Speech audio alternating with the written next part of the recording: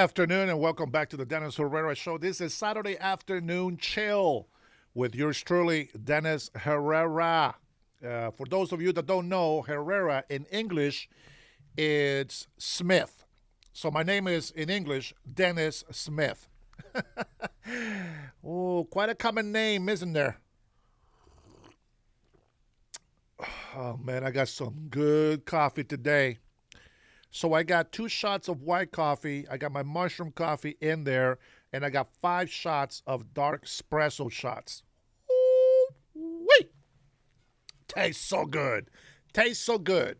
No sugar, no sweetener, but I am cheating because I added a little bit of white chocolate for sweetness. Scott Byrne in the house. Good afternoon, sir. Welcome and thank you for joining. Let me put a little pin comment here. Hey, all driving. Robert, man, veteran, seniors, retired, driving and listening to the Dennis Herrera Show. This is a bad mix. Do not comment. Just listen, Bobby. Just listen. Don't drive and text. Pay attention to the road. I need you to make it back alive. Much love, Robert. We see you, baby. We see you. Let me see. I already pinned the comment. Yeah. Let me pin a comment here on the portrait mode. If you would like to support me, buy me coffee. As you guys know that I love coffee. If you want, if you want to buy me coffee, here it is right there. PayPal me at PayPal me / Dennis Herrera 530. I don't know what the 530 comes from, but there it is. If you guys want to buy coffee, that is one way to do it for me. If you guys do super chats, fantastic. If you can't, I understand. Don't worry. There is no mandatory. I already appreciate all of you guys for becoming members. Can you imagine if we actually get at least 18,000 members on this channel? I'm going to tell you something. I will take you guys places. I will take you guys everywhere with me. Not that I won't anyway, but just trying to throw something out there to get you excited about what's going on here in our channel. Guys, this is the Dennis Herrera Show. I am Dennis for you, but let's be honest. The show is mine. But this channel is only possible because of supporters and patrons like you. So when I say in the future, we are going live, I meant you and I. My man, what's going on, man? Good to see you, baby. Good to see you. Let's see. Randall, Robert, what's going on? Straight of Harmuz, open, close, open, close. It was open before Trump effed it up again. All right, I'm going to tell you something. For all those, man, I'm going to make you mod. Robert's already a mod, but I'm going to tell you what. I'm going to make you a mod for one simple reason. You ready? We have released everybody from jail. I did a Mandani move in my list of exiles, of excommunicados. So I am telling you, all these crazies are going to come right back into our chat. Don't panic. Don't panic. I will take care of them, all right? And if you see that they're crossing the line, then you can get rid of them. I shouldn't be excited about today, but I am excited about today. We go against all odds. We are the underdog. And as many people like to say that I am a liar, well, I beg to differ. I like to say that I have common sense, not to toot my own horn, but I have been right about, except for the one time that Trump beat me, I have been right about everything. Oh, man, I love to be here. I feel like I'm in family when I see you greens and blues in here. Sandra, good afternoon. Welcome. And Tanya, Big Sis, how are you? Good to see you on here. Now, I know that there is other people out there. Now, I believe that I put it on the description. Let's see. No, I didn't. All right. I was working on a project with AI. Okay, I ran out of credits, so I have to buy more credits. But I am thinking about investing a little bit more with AI. Now, as I have more time, as I have more resources, more money and resources, I will be going out and creating my own, films and all these other stuff to share with you guys. It's going to take a long time, so I can't promise you that it's going to be day one, like President Trump said. Just I love President Trump. I support him 100%. Now, listen, when we say that we want no wars, we mean it. We don't want wars, but we must act because it's necessary. Okay? We don't want them. President Trump doesn't want wars, but we must act accordingly. Let me put something simple. Nah, you know what? We'll wait. We'll wait till we get more people in here because I want everybody to understand. Okay, and remind me if if I forget in the future here, in the near future, remind me because I want everybody to understand something. There is things that we say we want to do, and we promise we'll do the best. Ninja bear, quiet, Peggy. That's what I get from that. Quiet, Ninja bear, quiet, Peggy. But what I want you to understand is something. Now, if you're not a parent, okay, then you probably won't understand what the hell I'm talking about. But I'm going to tell you this. There is times where I have to speak in a certain way so that my children will listen. You understand? I don't want to spank my kids. I don't want to discipline my kids. But doggone it, sometimes I have to do it because they misbehave. It is in the same manner that President Trump does not want wars. But let's be honest, 3 decades ago, President Trump said he was going to bomb the shit out of them because they don't care about negotiating. They don't care about doing anything for the world. You have to understand something right now. Whether you are religious or don't, whether you're spiritual or you ain't, whether you want to see this or not, it is irrelevant. What you have to understand is that this Islamic regime, okay, the Satan's religion, okay, is what we're going to call it from now on. The Satan's religion, they want prophecy, forced prophecy to happen because they have this belief that when all of the Islam comes against Israel and they destroy Israel, then they're I was going to say their master. There's another word. Maybe their master. Their God is going to come back, and we know this is Jesus Christ. But they think that their God is going to come and save them, but it's the actual opposite. They will be condemned to hell, and that's just the way it is. But I want you to understand, they do not want peace. They want war. They want destruction. They celebrate death. We celebrate life. Our Western customs do not fit with Islamic beliefs. Let's just get that out of the way. All right. With that being said, I want you to understand, when President Donald Trump says that he was going to stop the war from day one, it's because he believed that everything that he was going to do was going to be peaceful and it was going to be a done deal because of the friendship and relationship that he has with Putin. He thought that he can go ahead and make this deal happen. Now, he is human. He did, on day one, go after it. He did try. He did do the things that he needed to do. Unfortunately, there is greedy people out there, power-hungry countries, governments, that don't care about making peace treaties. But here's the thing, and I want you to understand something because don't block these cowards. Let them stay on here. The ones that are cursing me out and calling me liar and all this stuff. Let them be here.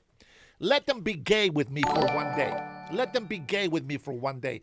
Hey, Milton, thanks for subscribing, brother. Let me tell you something. The way that we see this world, it's not the way that it is. Meaning, you think that by staying quiet, by not attacking, by not defending, that we are keeping America safe and that we're thinking America first. But that's not how it works. Let me tell you something. President Xi, Putin, a lot of Middle Eastern countries, Asia, and throughout the world where there is no socialist Democrats, meaning wusses, meaning men with vaginas, everywhere else, these strong leaders, whether you like them or not, is irrelevant. Whether you think they're dictators or not is irrelevant. All of these leaders have one thing in common, and that is they don't respect pussycats.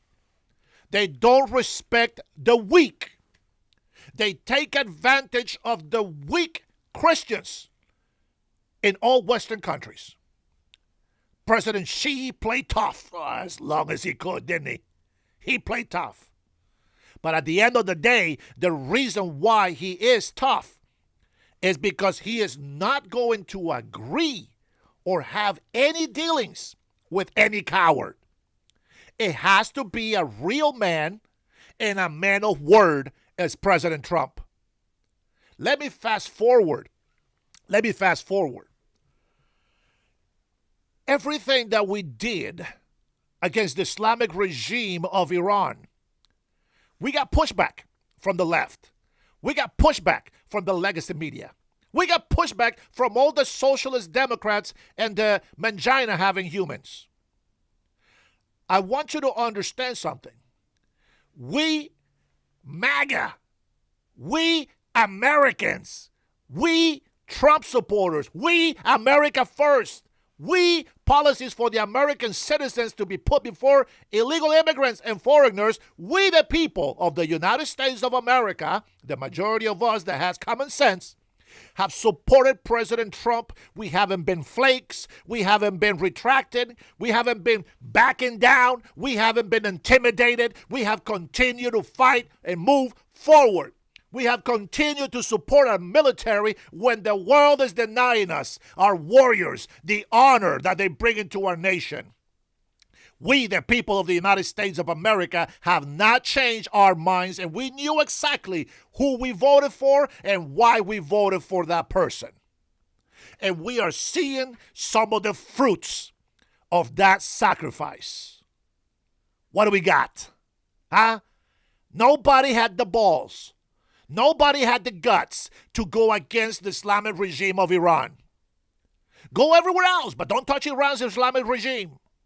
Listen, whatever excuse you have, whether the United States, whether the UK, whatever the hell it is that we did in the past, does not excuse any evil regime to kill over 45,000 of their own people. It is irrelevant what excuse you think. Oh, the United States and the UK made them. Shut the hell up. Pay attention.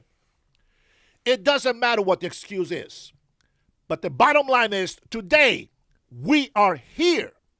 And we are going to do what we need to do. And before you continue thinking that our president is a loser, let me remind you that this loser beat you twice on the election. Beat you many times with drug boats, Venezuela, right now with Iran, with the tariffs. That loser beat all of you on the other side of the aisle. So what does that make you? You mangina having little wusses. No common sense, no brain. Just hate and no common sense. Well, doggone it. Salud, my friends.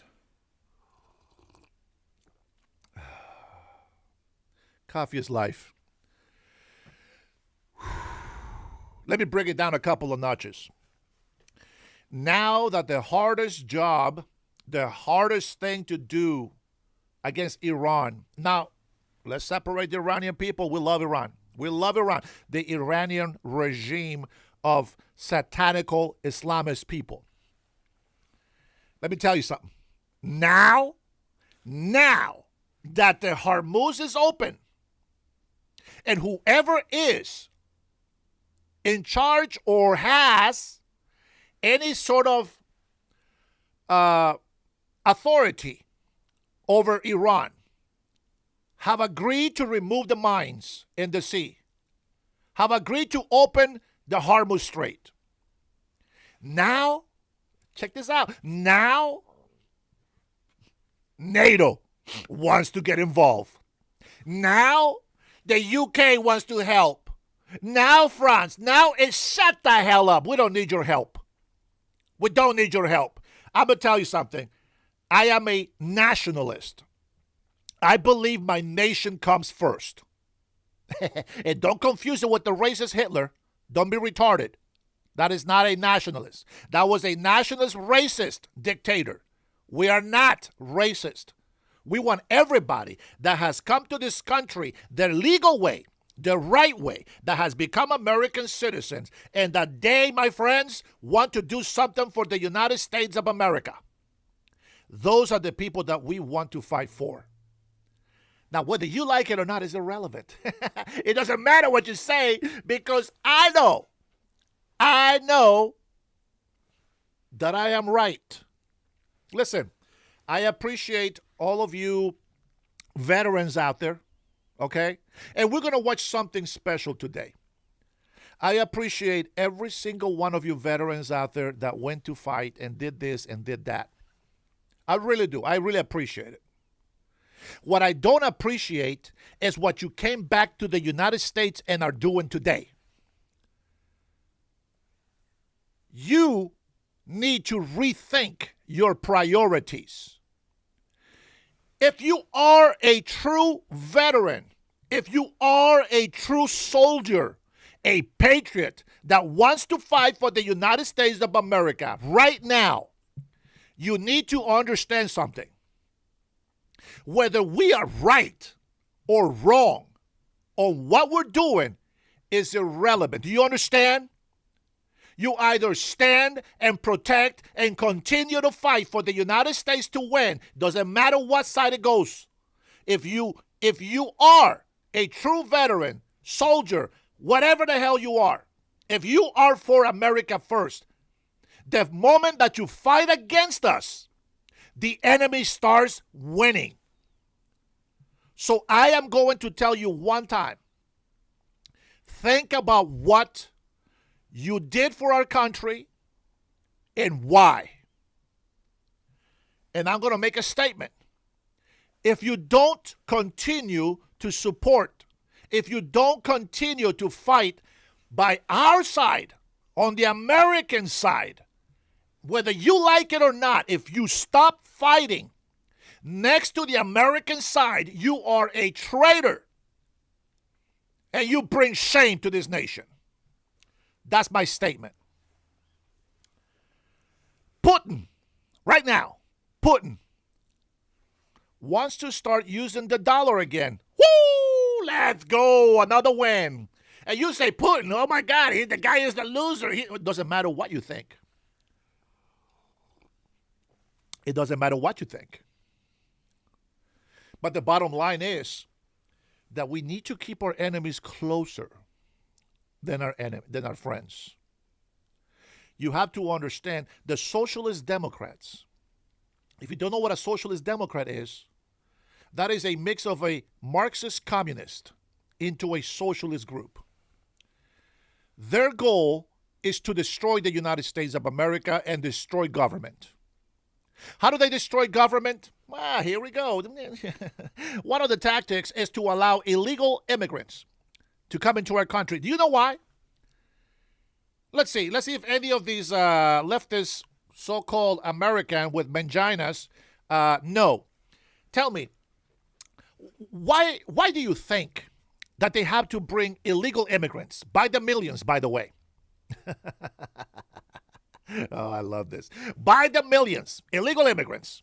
Look it up, Google it, and then first you're going to go find out what is the benefit of allowing illegal immigrants into our country. See what you get. Then you can Google what happens when the population in each state has a lot more people. Now, once you find those two searches, get back at me. and tell me how they benefit, because you have to understand how the mind works and the reason why they need, I'm going to give you the answers because I can't wait. I'm too impatient. The reason why they need millions of illegal immigrants, simple reason: easy to manipulate, easy to control, easy to lie to, and fake promises they will stay here and they will be part of the census. With that being said, this is how they can go redistrict. This is how they get more federal money. This is how they control the power in office. They have allowed, whether you like it or not, hundreds of thousands of illegals to vote. Oh, I go to church. Man, we're going to have a good show today. We're going to have a good show. I don't know how long it's going to be, because I'm telling you right now, I hope that this mix of coffee that I make gives me enough energy to put up through all the stuff that I want to cover today. There is so much. There is so much. And before you say, oh, that nobody's committing fraud, verily anybody, oh, I got something good for you today. Oh, I got something good for you today. Everybody said, look at Nick Shirley, what, the right-wing extremist YouTuber lying about fraud. And all of a sudden, we get the Attorney General, Robert Pumba, or whatever his name is now, I forgot, coming out there and saying, oh, we've been investigating this for decades. And we got him. We got him. And then Gavin Newsom says, oh, look at this extremist right wing, blah, blah, blah, propaganda. Now he says, oh, by the way, we have fixed the fraud issue in California. Yeah, right. Dr. Oz is out there with the FBI capturing these fraudsters. And what does California do when they say that they're fighting against this fraud? They go out there and make a new bill out there that stops investigative journalism from happening. Well. How do you like them apples? Man, I'm telling you, boy, if you're bitching about the gas prices right now, shut the hell up. 45,000 plus Iranian innocent women and children have been killed in Iran by the Islamist regime. I'd rather my gas go up, which is affecting me. I'd rather have my gas go up and for my leader, my president, my people, our service military to go out there and take care of these cowards. If you'd rather see more people die because you don't like the gas prices, then something is freaking wrong with you. Oh, man, this coffee is good. No, 45,000 is the last number that I heard, but there is hundreds more apparently being killed. Okay? Here's the thing. The bottom line is, one is too many. The leftists made a huge deal, and they're still making a huge deal by pretty good being taken out. I thought that was pretty good. They got taken out. Why? Impeding, obstructing, rebelling against the law enforcers. They put themselves in danger. They're not just protesting with their voices. They were out there trying to run people over with their cars. Go out there with a gun on their waist. And then pretending that they are innocent, very peaceful protesters, kicking the taillights of the federal cars, throwing rocks. Yeah, very peaceful. Very peaceful. And you guys bitch and complain, which is okay. Two people lost their lives. Justifiable. They're justified. But they did lose their lives, and you should say something. So I want you to say something about 45,000 people that died, innocent people that died in Iran. No more. These sons of bitches have been getting away with terrorizing the world, and Donald Trump has been saying this for decades. Decades they've been saying this. We got to do something about it. Man. Let me say where I put this. So excited. I got so many things on here. Let me go and see if I can find. You guys already seen some of the stuff that I put on yesterday. Man. Man. There is a clip of Hillary Clinton talking about we got to bomb Iran. We got to take care of this regime. Oh, Democrats were all for it. Oh, yeah, we have a great leader.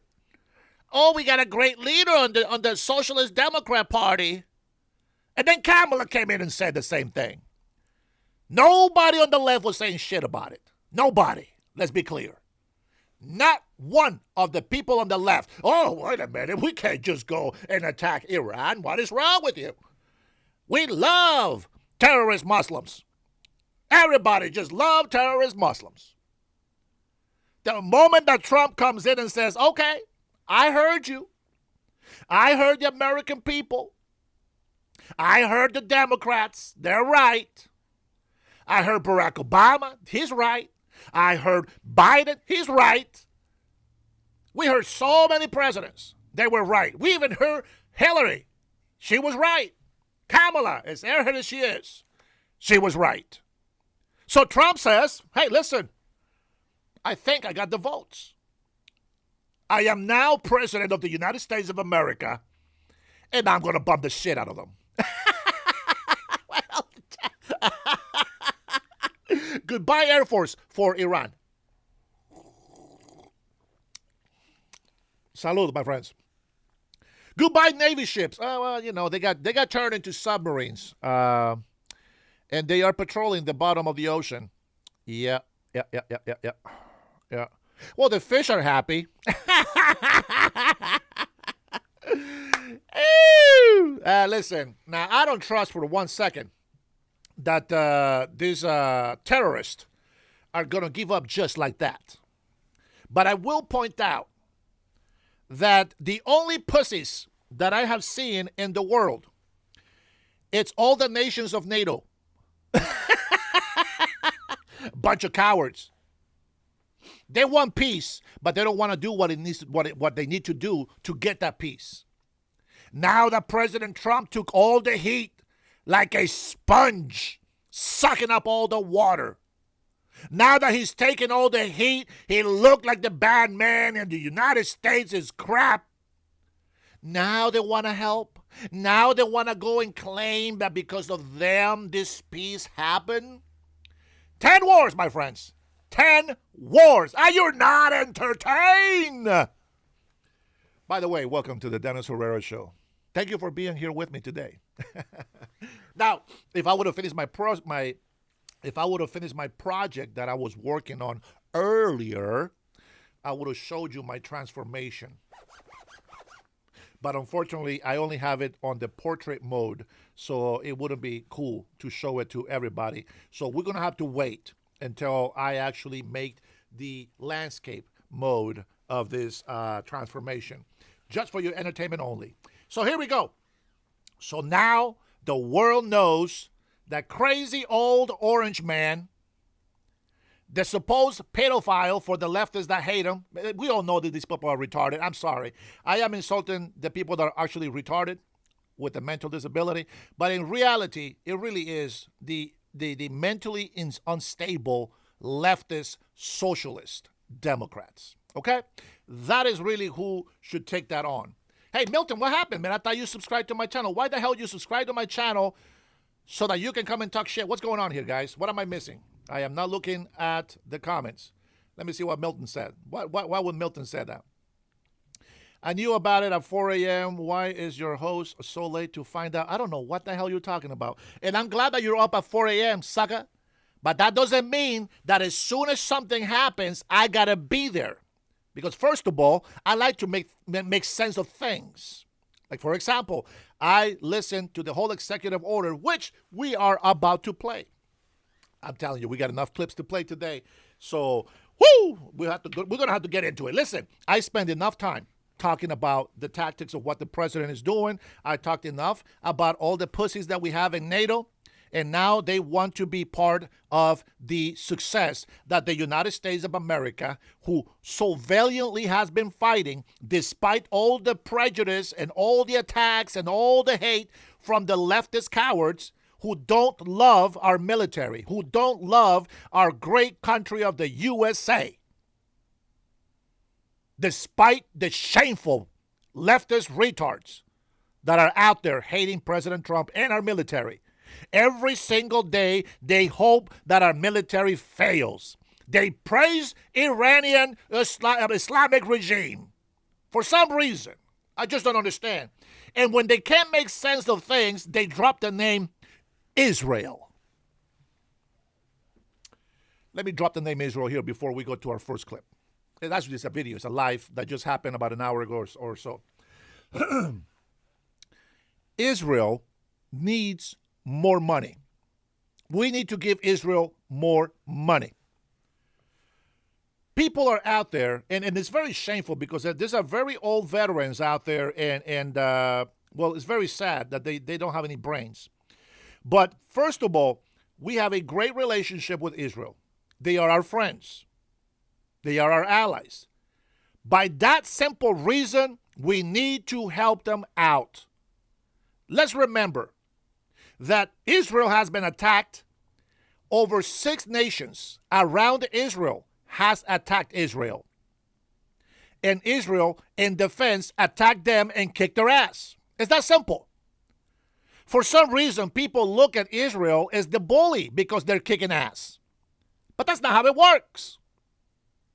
Besides that, we get a lot of intel from Israel, and we give a lot of intel to Israel as well. We got the Golden Dome, the Iron Dome. That type of technology is the things that they are sharing with us.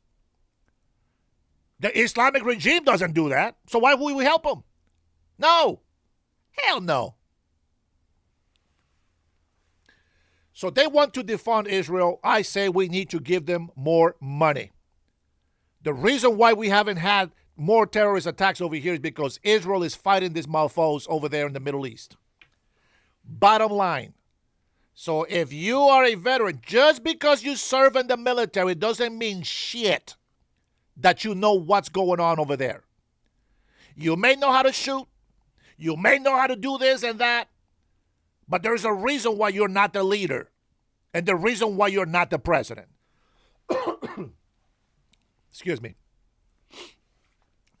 God bless Israel. And if you want to go and complain and bitch and whine about, oh, Israel is since 1948, they were not there, shut the hell up. All the Jews are descendants of the Canaanites. The Canaanites have not left that territory. They have been there all along. That is their land. The Muslims are billions compared to just about 10 million Jews. They gave Israel this little tiny piece of land. And they got the majority of the land, and yet they are miserable. Why? That's what they get for praising a false god. Because Satan is not a god. Allah means God, but which one are you talking to? I am talking to the God of Abraham, Isaac, and Jacob. The only one true God. Because the Bible doesn't contradict itself. And you have to understand something.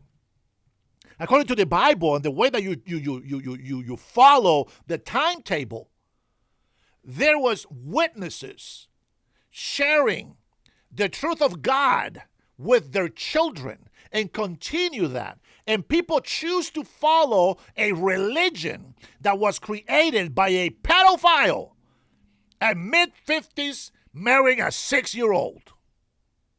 6 or 7, somewhere in there. A true pedophile. See, the whole migration from Mecca, fantastic. It sounds like a great story. But the Medina, now let's talk about that. Evil mofos. This is when they came in with their political views and established Islam. That's right. Very, very, very Christian-like when they don't have power.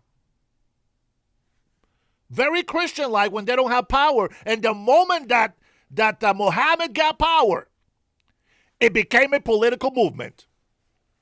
But you know what?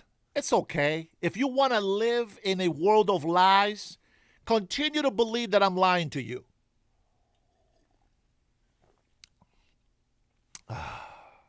Man, let's do this. Let me share something.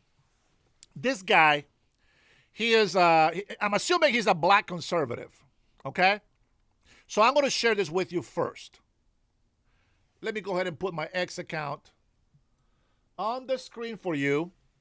And let's share it. See what he says right here. Let's take a look. Make sure I get it first. A religion built upon a narrative of migration. The story of the Hijrah reminds us that Prophet Muhammad ﷺ was a stranger too, who fled Mecca and was welcomed in Medina. Huh, stranger. So Muhammad rolled into Medina solo? No allies, no plan, no deal? So you mean you didn't know that Muhammad showed up with 70 to 80 allies, had political deals with two big tribes in Medina, Aus and Khazraj, before he even got there? You didn't know he came in as a political leader with a game plan, not some random immigrant? If you are a Muslim, you already know all this. So why stop the story there? Keep going! Worried your fellow Americans might hear what comes next? You are not spoiling anything, Mamdani. We Iranian know the ending. We've lived this movie for 14 centuries. Let me loop in my American friends. When Muhammad got into Medina, the city turned into an ideological command HQ.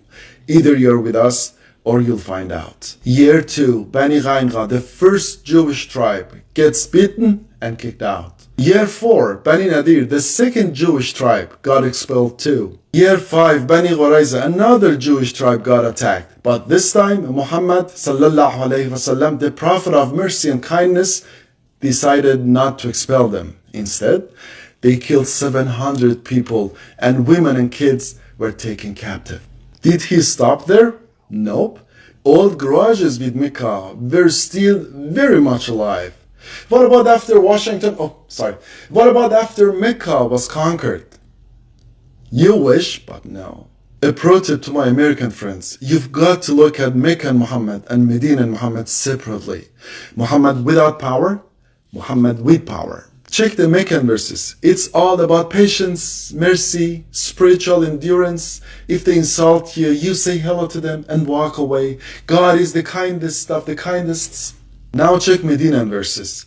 Once the sacred months have passed, kill the polytheists wherever you find them. My American friends, this is not a theory for us. The tree is trying so hard to plant in states. We've lived with its fruits for 14 centuries. Look at other countries run by political Islam. Look at Iran, my beautiful, broken country. All I'm saying is this. Please do not let what happened to us happen to you wonderful folks. One bad remake is more than enough. I truly hope you never have to learn this the hard way. But if 47 years from now you ever need us, we will be right there beside you. Long live US, long live Iran. God bless this man for telling the truth. And by the way, he's Iranian. That means he's Persian. That means that he is one of the first civilizations or people that actually accepted Christianity.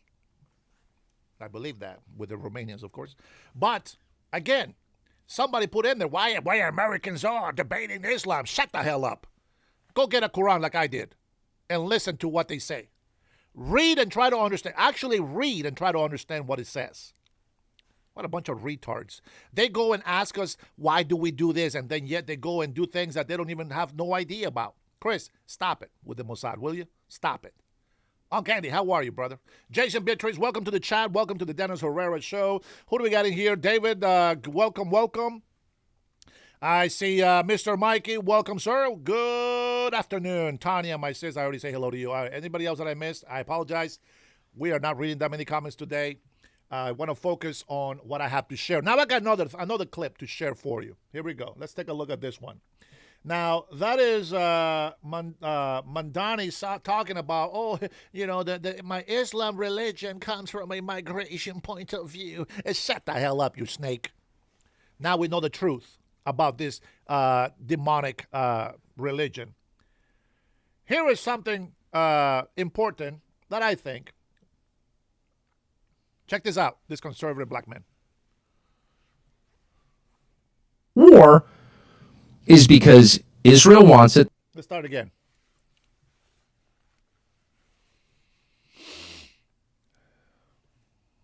Why does it go mute, son of a bitch?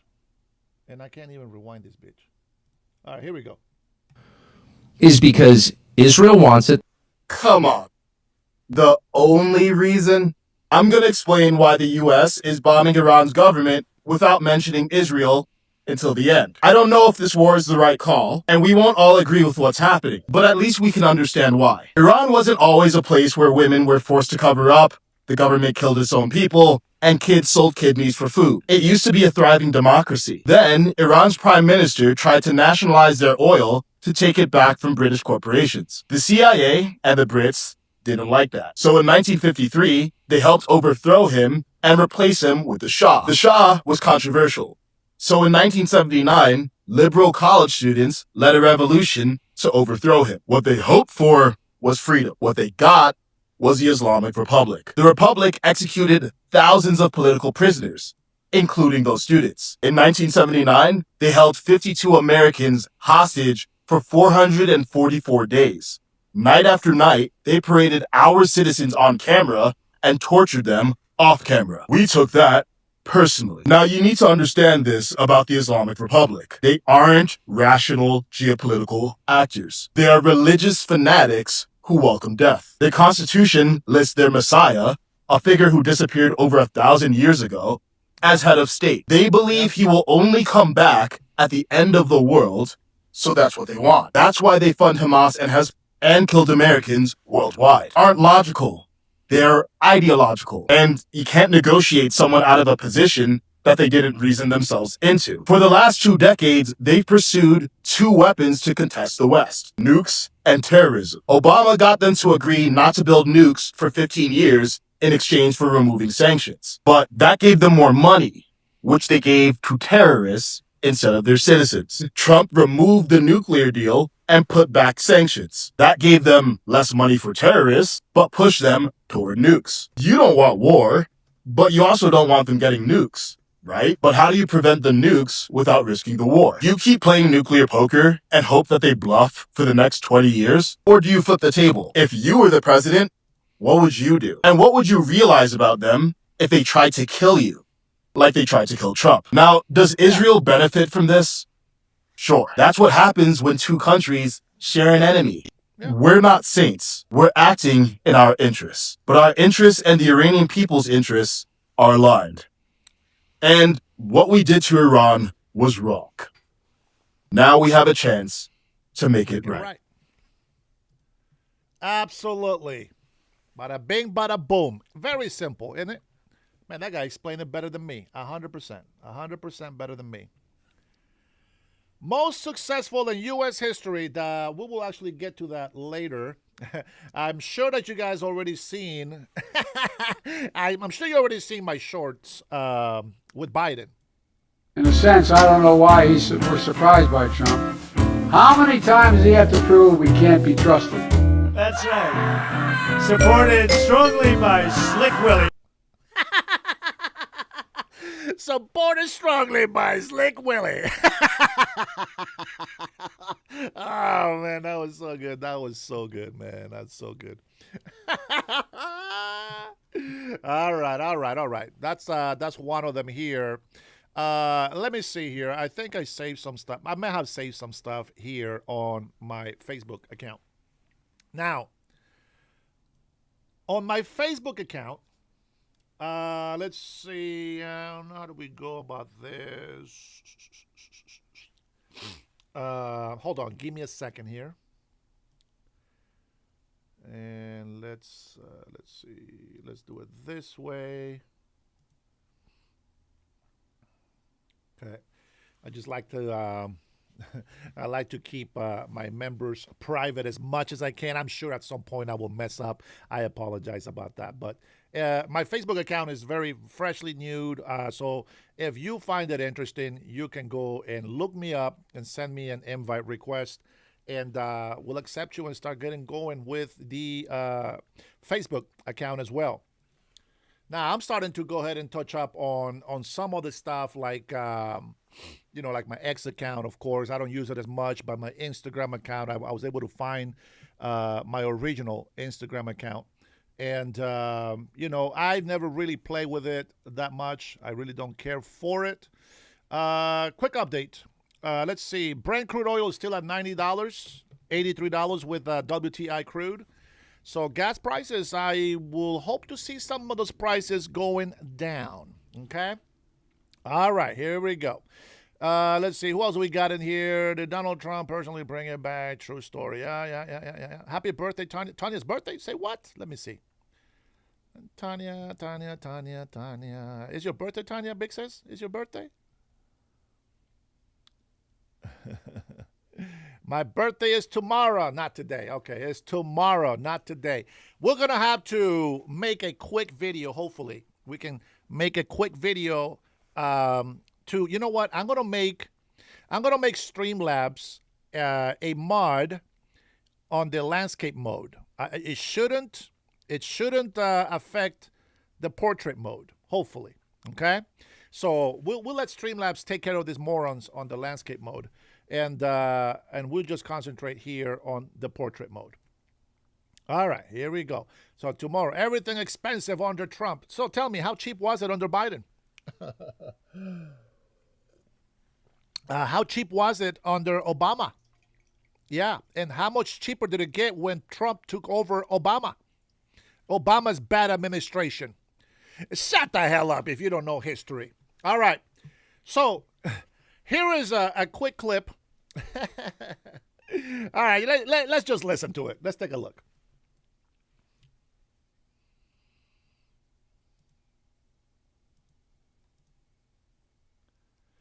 Got to watch commercials. That fix it any way you want. Anywhere I want. I can schedule a chip fix while I get my... All right, we don't need to do all that before I get in trouble with the audio here. All right, if you don't know my email address, you can send my email, Dennis, AHORA@gmail.com. That's my second account.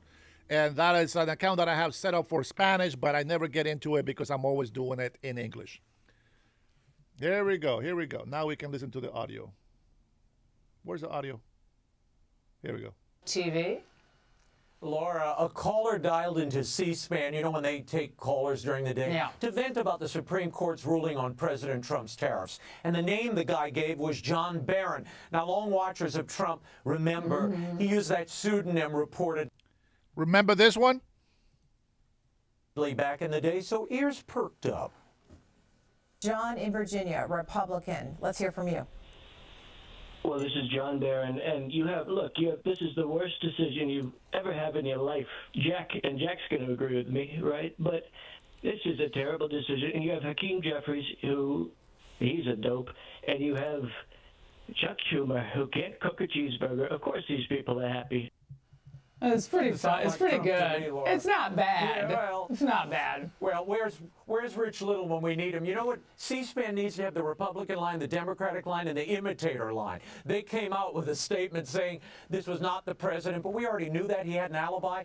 The president was being broadcast at the time in a highly covered meeting with the governor. So genius. It was definitely an impersonator, but funny. It was funny. But Raymond, these was like the old days of radio when people would call into my radio show and do this. Remember, like Mrs. Robinson would call in and pretend it was Barack Obama's mother. They would like mimic MR, people, her name was, and it sounded kind of like Barack Obama's mom. And I can never really tell, but she complained about him a lot. It was very disconcerting to me. So I couldn't really follow that. All right. You need the imitator line.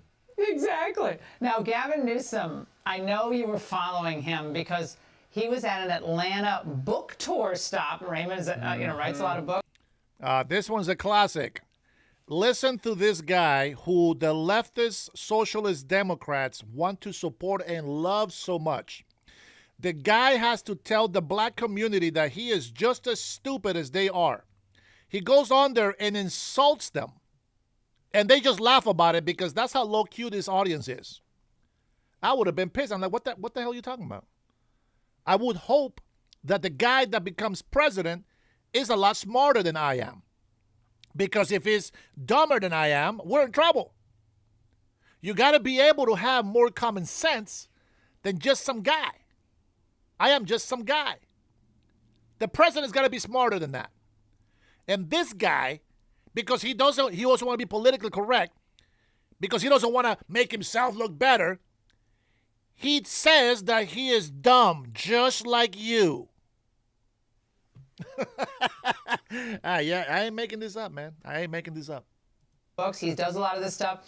But he was pointing out why he should be considered serious and relatable because of his unimpressive test scores. I'm not trying to impress you. I'm just trying to impress upon you. I'm like you. I'm no better than you. I'm a 960 SAT guy. And I'm not trying to offend anyone, trying to act all there if you got 940. You've never seen me read a speech. Not only did he say that he is dumb at 960, but if you are 940 or any less, he's no better than you. You guys are just retarded. But don't worry, you still vote for the dumbass. Because I cannot read a speech. Maybe the wrong business to be in. Duh. Oh, my God. Laura, this is the soft trickery of no expectations. I mean, look, this guy, a month ago he was saying he was reading a 300-page book in 2 hours. Now he says he can't read. Well, then why are you trying to be president of the United States? You may have to read a little bit, Gavin. This is the slippery nature of this guy, where he tries to be all things to all people, and they all are repulsed by it. What do you get for just showing up at the SAT? I can't remember now. Don't you get 800 just for showing? I think you get 600 or something. 600? Nicki Minaj posted a tweet about this. She said Newsom's way of bonding. By the way, I just did an IQ test, and I am smarter or higher than 90% of the population of the United States of America. All my patriots, I hope that you are in that 10% with me. With black people is to tell them how stupid he is and that he can't read. Boy, is she right. And that's his approach to everybody. Depends on who he's in front of. Well, and then Robert De Niro, I love him too. He's one of my faves. Oh, your favorite. Well, he's doing his most dramatic acting skill in years, Laura, with MS Now host Nicole Wallace. Yes, he sat down with her, and yes, it was all about Trump. You can't divide people. You can't live that way.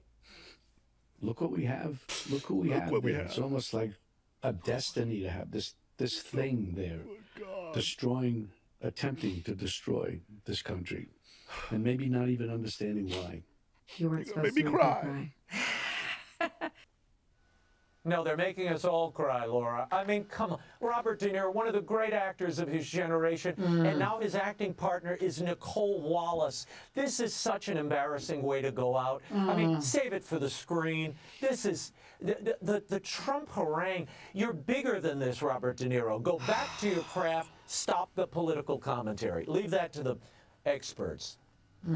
Scarface, Meet the Parents, all the great movies. The Godfather, Laura. Maybe the greatest movie of all time, Raging Bull. And now he's just slinging Raging Bull everywhere he turns, and it's always against Donald Trump. My heart breaks in one respect. No, Scarface was Pacino. Scarface was Pacino, Raymond. Raymond, Scarface was Pacino, correct? Did I screw that up, or Scarface? Yeah, I don't know. I wasn't going to correct you, but yes. For some reason, Robert De Niro and Al Pacino, I don't know what it is. You know how certain people just meld into one? And I love both of their acting, but for some reason, that's the Godfather thing. Yes. Almost Scarface, yes, Sam said. All right, Raymond, thank you. There is a movie with Al Pacino, Robert De Niro, and Robert De Niro and Al Pacino also were in The Godfather. What are you doing? I think I missed part of that clip. Fudge. I think I skipped it. My bad.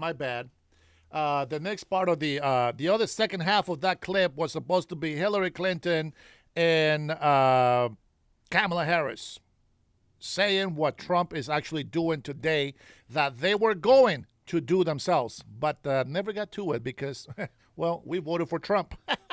We voted for a loser. Oh, wait a minute. If he won the presidency, that makes him a winner. That makes all of the libtards losers. Eat your heart out. Now, here is something very important. Check this out. Concerns. Hold on, SA. I want you to pay attention to this clip, okay? Because everybody that votes for socialist Democrats, they're always telling us that we're liars, that we're lying about any fraud going on in mail-in ballots. Well, you see that table right there full of ballots? Oh, man. They can't hide the truth forever. Check this out. Contacted me and came and dropped off at the Bellevue headquarters a large box of ballots, Washington State ballots, specifically King County elections ballots, that were mailed to people and never received or maybe returned to an original post office box, mail box address. And the concerned individual, a fellow, found these ballots in a box on the ground next to a dumpster behind a strip mall in Renton. He looked in the box, saw it was ballots, hundreds of ballots, many from the 2024 general election. Hundreds. You got that? Hundreds. Now, this is just what they found. Imagine the possibilities that they got rid of more and more ballots before this happened. But others from 2025, 2023, 2022, basically multiple Washington elections between 2022 and 2025 last year. Didn't know what to do. He realized there was something wrong, that all these ballots were just sitting there in a box on the ground next to a dumpster. So he picked up the box, he put it in his truck, and then he called first King County elections, because they're the ones who sent the ballots out. No response, no interest. Then he called the state Secretary of State, Steve Hobbs, that office. No interest, no response.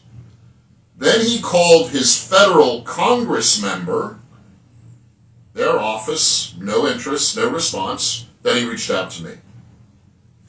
This is proof that in Washington State, we need to do better to improve the security and integrity of our mail-in voting system. This is proof of the broken chain of custody that makes secure elections impossible in Washington State.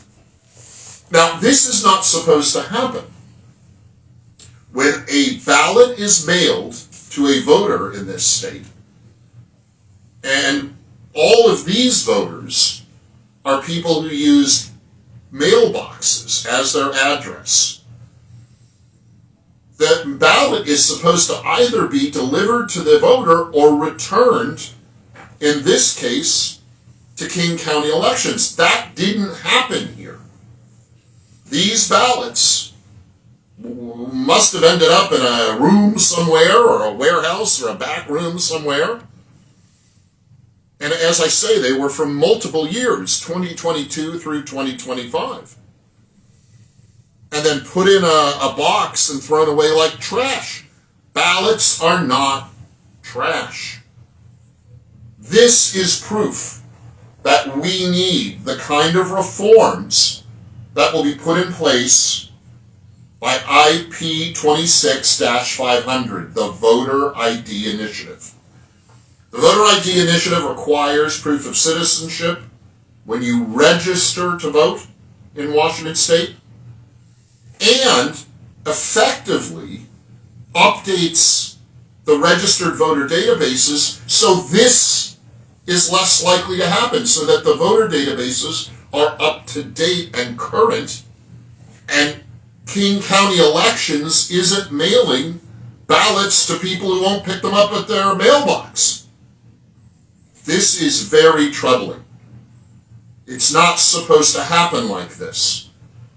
When you mail ballots to people and they never pick them up and they sit in a room somewhere for a while, that is an invitation to fraud.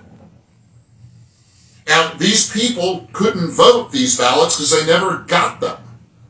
But in one case that we checked, the individual, at least according to the Secretary of State's website, voted in this election. This was the November 2024 general election. It wasn't this ballot that the individual voted. They must have submitted another ballot, a replacement ballot. But does this individual even know that she voted in November of 2024? It's not clear. This is a problem. This is a symptom of a system that is not secure. Thank goodness the concerned citizen brought us this evidence. He, I don't believe, is even very political, but he was shocked to see a box of unvoted ballots sitting next to a dumpster behind a strip mall in Renton. We have to do better, and the thing that you can do to help us do better is support the Voter ID Initiative. I will include a link to the website where you can get more information about where to sign. You can contribute some money if you want to help the cost of the project. But we need better election security in Washington State. We need to guarantee voter ID, and we need to audit and update the databases, the registered voter databases, because that's the mailing list. That's how these ballots get sent to people, in this case, in King County. And if we update it and make sure that the names on that mailing list in that database are current and accurate, this is less likely to happen. This is just the beginning of this story. We are going to continue to shine a light on election integrity and the lack of election security in Washington State. We have to do better. We have to. That's it for now. Resist tyranny. Do it happily. Our beautiful state deserves to be defended by free people. And remember, peaceful noncompliance with bad government action is a powerful tool for change. And don't let this prevent you from voting. Vote, vote, vote. Fight, fight, fight. I will with you. Jim Walsh, one of the toughest men that I know here in Washington State. My new brother, Eric Langdon, as well. Very smart man. These guys are way better than me at reading law and reading documents from legislature. These are true American patriots, and I really am very, very, what's the word? Not proud of them, but I admire them a lot, and I respect them greatly because, you know, one of the deficits that I have, okay, or maybe a weakness that I may have, it's reading in English and having an imagination of it, of what I'm reading. But I will tell you this, that once I comprehend the text, I can come to my own conclusions. And whether it was intended to look in a certain manner, I always translate it in a way that makes sense to me. And so if I'm wrong about that, which I haven't so far yet. It's just me, and that's just part of who I am. Now, there is, let me see, why don't we play a 7-minute clip before we actually get into one of the live streams that just happened not too long ago. This is the judge nominee having a fiery exchange over limits of presidential powers. Let's get Joe Roger back to the doghouse, I see. These people never leer. They all graduated from the Leering Center and nobody got their diploma. That is just crazy. Well, you came to the right channel, for this is where you're going to have your eyes open to the truth. Here we go. Thank you, Mr. Chairman. Mr. Smith, I believe that a lot of the corruption that we're seeing in the administration and the White House traces back to a single decision of the Supreme Court granting the president immunity, absolute immunity when it comes to certain core functions of the executive, a qualified immunity as to other official acts. The only area where a president would be personally liable for prosecution would be purely personal conduct, which is hard to imagine what that entails given that the president is president 24 hours a day. You were part of the president's legal team, defending the president, articulating the president's position in Trump v. United States. I want to ask you about that. In the Court of Appeals, John Sauer, one of the counsel for the president, was asked by a Court of Appeals judge, Pan in the D.C. Circuit, whether under your theory of the case, his theory of the case, a president could order SEAL Team 6 to assassinate a political opponent and not be subject to prosecution for it. Sauer's answer was effectively, that's right. Unless he were impeached first, he would not be subject to prosecution. Is that your view as well? I think a similar question was also asked at the oral argument at the Supreme Court a few months later. I think the Supreme Court has now set forth a test in Trump versus United States that would address that hypothetical situation, which, based on my relationship, I might add, I think is outlandish, and I see no reason to think that that hypothetical would ever be a possibility. Well, so is it your view as well, as it was Mr. Sauer's, that yes, the president could assassinate a political opponent and not be prosecuted for it if his party won't impeach him in the Senate? I think Trump versus United States that you mentioned, Senator, now has addressed to some extent the impeachment judgment clause, and that is set forth in the opinion. It would be something that I would be bound as precedent to apply if I was to address. With my hypothetical, what's your answer? The president orders SEAL Team 6 to kill his political opponent, one of them, maybe several, uses the military to do it, so it's within the scope of absolute immunity.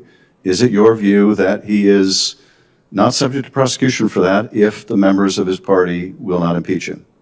Yeah, with that hypothetical or any hypothetical that you might try to pose, Senator, I would just refer to the test that the Supreme Court has set out. I'm asking you your view, so just tell me yes or no. Yeah, and I want to tell you that as a judicial nominee, I don't want to prejudge any case regardless. Well, I'm not asking you to prejudge. I'm asking you to talk about your view and also what you argued, what you counseled the president in that case. Did you make the argument as a member of the president's legal team that, yes, he could assassinate his opponent if he used the military to do it, and if his party wouldn't impeach him, that he would be protected? Yeah, so I can't get into any privilege conversations, as you know, due to attorney-client privilege, but I would refer you to the remarks that John Sauer had at the Court of Appeals and the Supreme Court. Well, the remarks that he made were, yes, that's correct, he would be immune. So I don't hear any disagreement with you. Do you disagree? I would disagree with your characterization of how he responded to that. And I think that that would be punishable. I don't care if he's the president. You can't just assassinate. If you are known, proven to have assassinated a political opponent, your ass should be going to jail. I don't care if you're the president.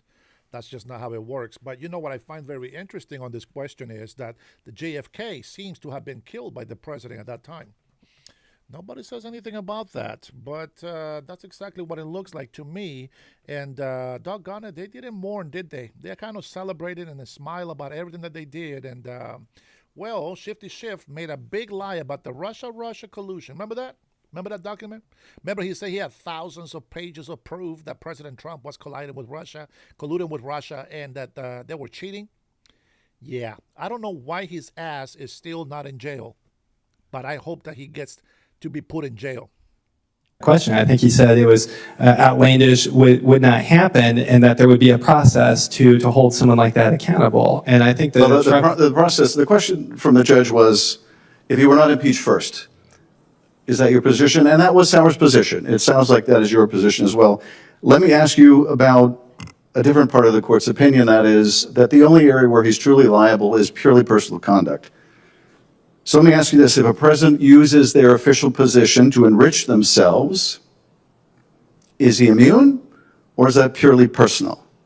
So Chief Justice Roberts asked a similar question at oral argument. I think counsel referred him to the... I'm asking you. Yeah, I want to refer you to the same place. The United States versus Brewster. Don't refer me, just answer the question. In your view, if the president enriches himself through his office, is he immune, or is that purely personal conduct? Yeah, so I think the United States versus Brewster decision said you're not answering my question. Let me ask you a different one, see if you'll answer that.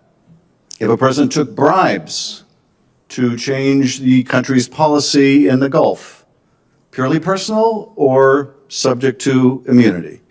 Brewster dealt with bribes, and in that case, the court said that a legislator could be prosecuted for bribery. We're not talking about legislator. We're talking about the president of the United States, who has... I want you to know that what he's trying to do is he's setting up a scenario where President Trump is going to look impeachable, which will be a sign of, treason, bribery, and high crimes, with misdemeanors, etc. And they are trying to find something. Now, what I really dislike about these socialist snakes, it's how they are the dirty ones, and nobody's doing shit about it. That's what pisses me off about this useless Congress, this useless Senate. They're garbage. We have proven over and over that the socialist Democrat snakes have been destroying our country, have been lying over and over and over, and nothing happens to them.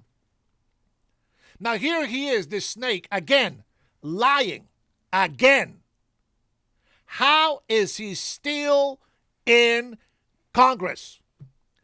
How are they still in the Senate? How is this legislature not being held responsible for all the lies and fake accusations that they make against their political opponents?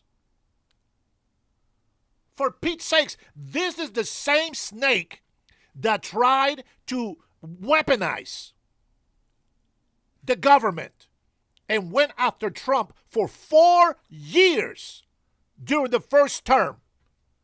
How come they get to weaponize it? During the Biden administration, they weaponized the government again.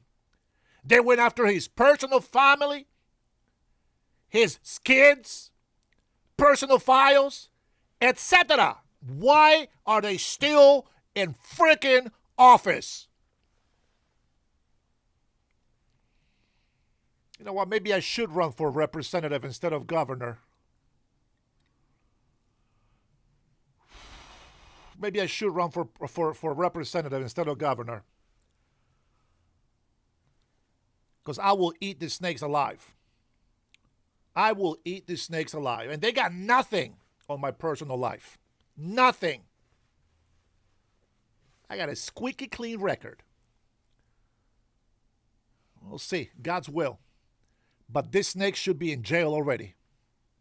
Has immunity now, thanks to your work in part.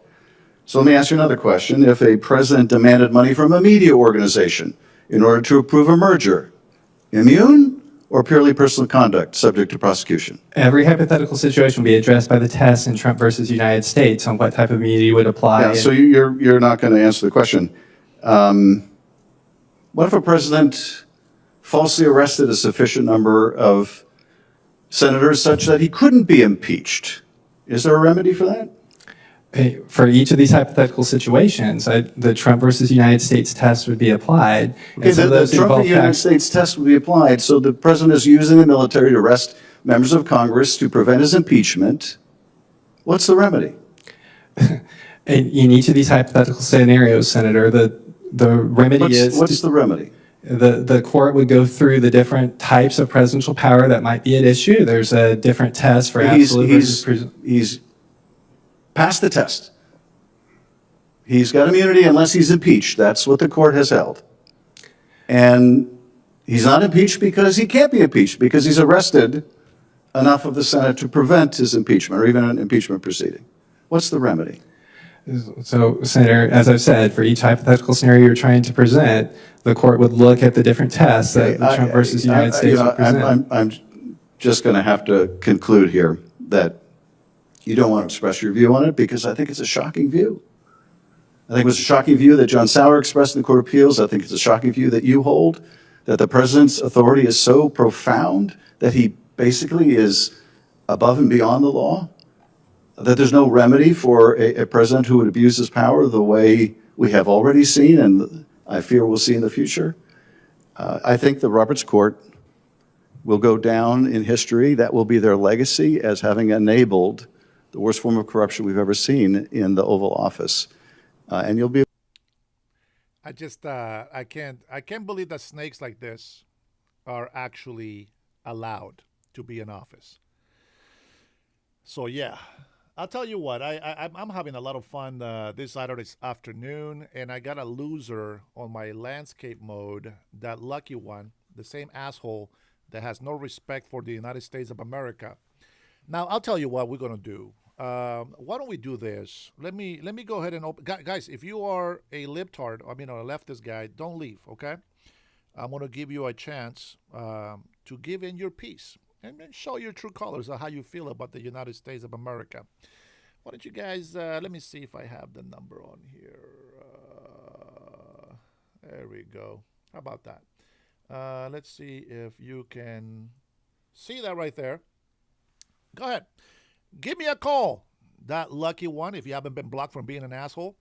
And I would like Manuel Correa to go ahead and give me a call as well. Yeah, Chuck was talking about himself as Bong James.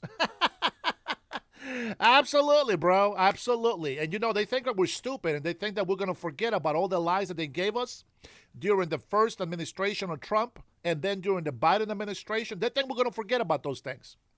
But, yeah, there we go. Let's go ahead and take a few calls. Some libtard says that I can't debate. Well, you know what? Here's a problem.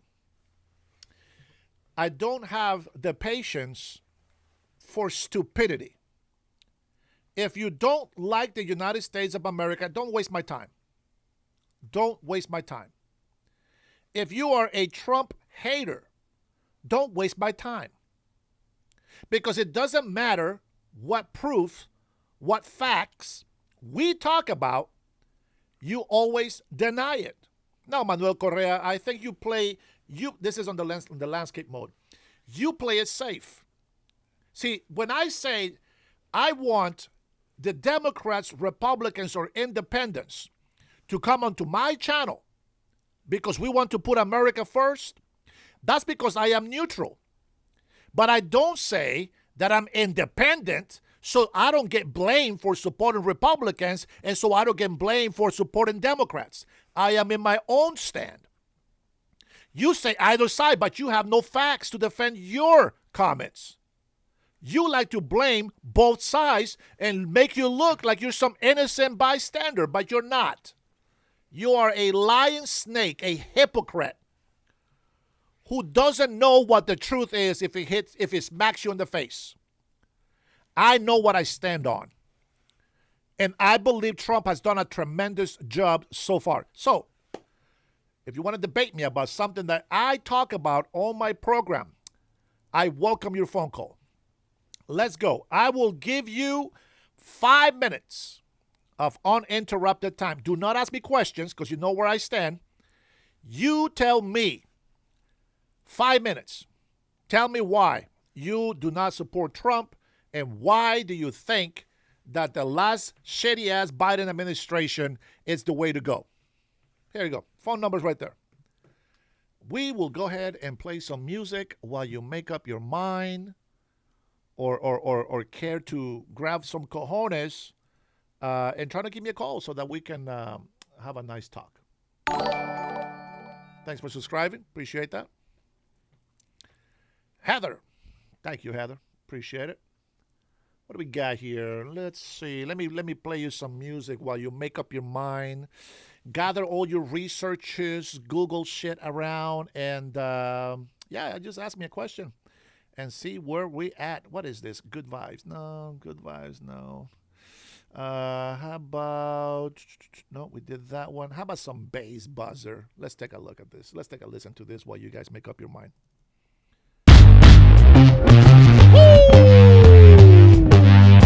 Let's go!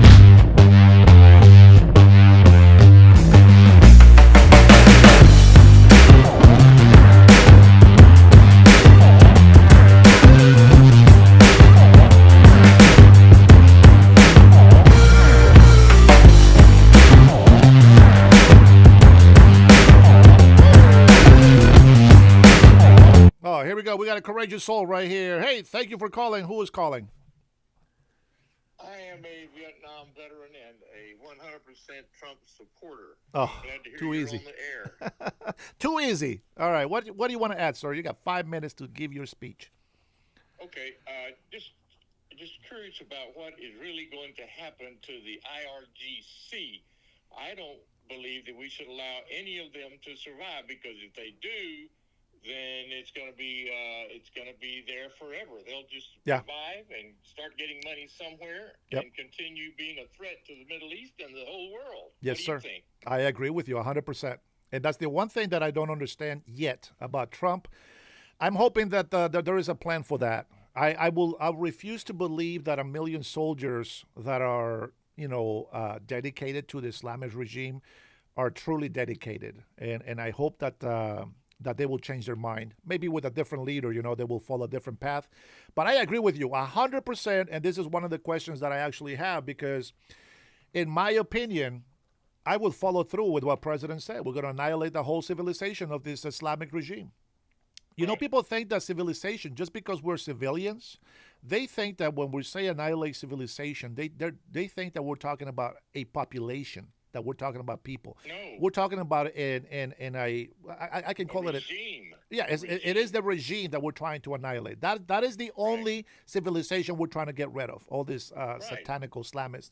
But you know what? I agree. And that's the only question that I have for President Trump. It's why don't we just go take them all out? I mean, it's just to leave them alive. They're just going to come back with their poisonous, tactics. And here's the only one thing that I can tell you, biblically speaking, even if you're not a believer. The Bible says that in the end of times, right before Jesus Christ comes, Israel will be hit with a wound of death, meaning that they're going to perish. But before that happens, Jesus Christ is going to come. And the thing is, and the thing is that this Islamist regime people, they think that if they rush these wars against Israel, that they can control when Jesus comes back. Now, they think that their God is going to come for them, but we know that Jesus is going to come to us according to the Bible. And so, the thing is this. It always brings me back to the story of Lot. Remember the story of Lot, right? Oh, yeah. God's, He had 2 daughters, and they had children through him when they got him drunk. Yeah. Well, the main story of Lot is this. And the main story of Lot is this, that Jesus sent, right? Am I confusing the names? No, it has to be Lot. Yeah. Lot, his wife was turned into a pillar of salt, right? Yes. Okay, so it is Lot. She looked back. Okay, right. so the whole thing was that God sent a couple of angels to save his family. Right. And and Lot actually asked, "Hey, no, you don't destroy them. What if there's like 100 people there, right? That are good." 50, 20, okay. 10. Now, wait, that was Abraham that told God that, didn't he? Not Abraham. No, not Abraham. Lot. Okay, go ahead. I am so right now. I'm so like if I'm gonna have to read my Bible again. Shit. But I think it was Lot. I want to say that it was Lot. Because He was in Sodom and Gomorrah. Yeah, that's right. Yeah, absolutely. Yeah. So you and know, his 2 daughters and the people and 2 angels came to see him. And that's the it. People from Sodom wanted him to give them up to them. That is so correct. They can sodomize them. Correct. Yes. So the whole idea about that story that comes to mind now is that the Islamic regime, they think that they can control the prophecies that has been written in our Bible, number one, and then also in their Quran. And that's not how it works. Just because you know that there is a prophecy doesn't mean that you go after it, that you're going to fulfill it. There is a big movement, and right now that movement is not it. It's not time. You know, again, I can be a hypocrite by saying that, right? Because only God knows the time. That's true. Not even Jesus knows when that's going to be. That's right. Yeah. So, and the reason why that is because, and this is just my little human brain, common sense going in and saying this. If I tell my kids, we are going to go on a trip, my kids know that there is a trip, but only I know when that trip is going to happen, because I got to make sure it's the right time. I got to make sure I got the money down for it. I got to make sure that the bills are paid for before I can say, okay, this is the date, let's go. So, and that's kind of how we are today. We're waiting for God to make up his mind and say, okay, that's it. I'm sick of this, guys. I'm coming in. You know, only God knows. And so, I'm with you 100%. I think we should annihilate them. We should get rid of them completely. But hopefully by showing mercy, we can guarantee at least a few years of peace in the Middle East. And I believe that it's supposed to be like 7 or 10 years of peace, and then it's going to happen again, and then Jesus will come. But again, we don't want to put a date on that at all. That's right. Yeah. Only God knows. And here's an interesting thing, too, is I'm sure you'll agree.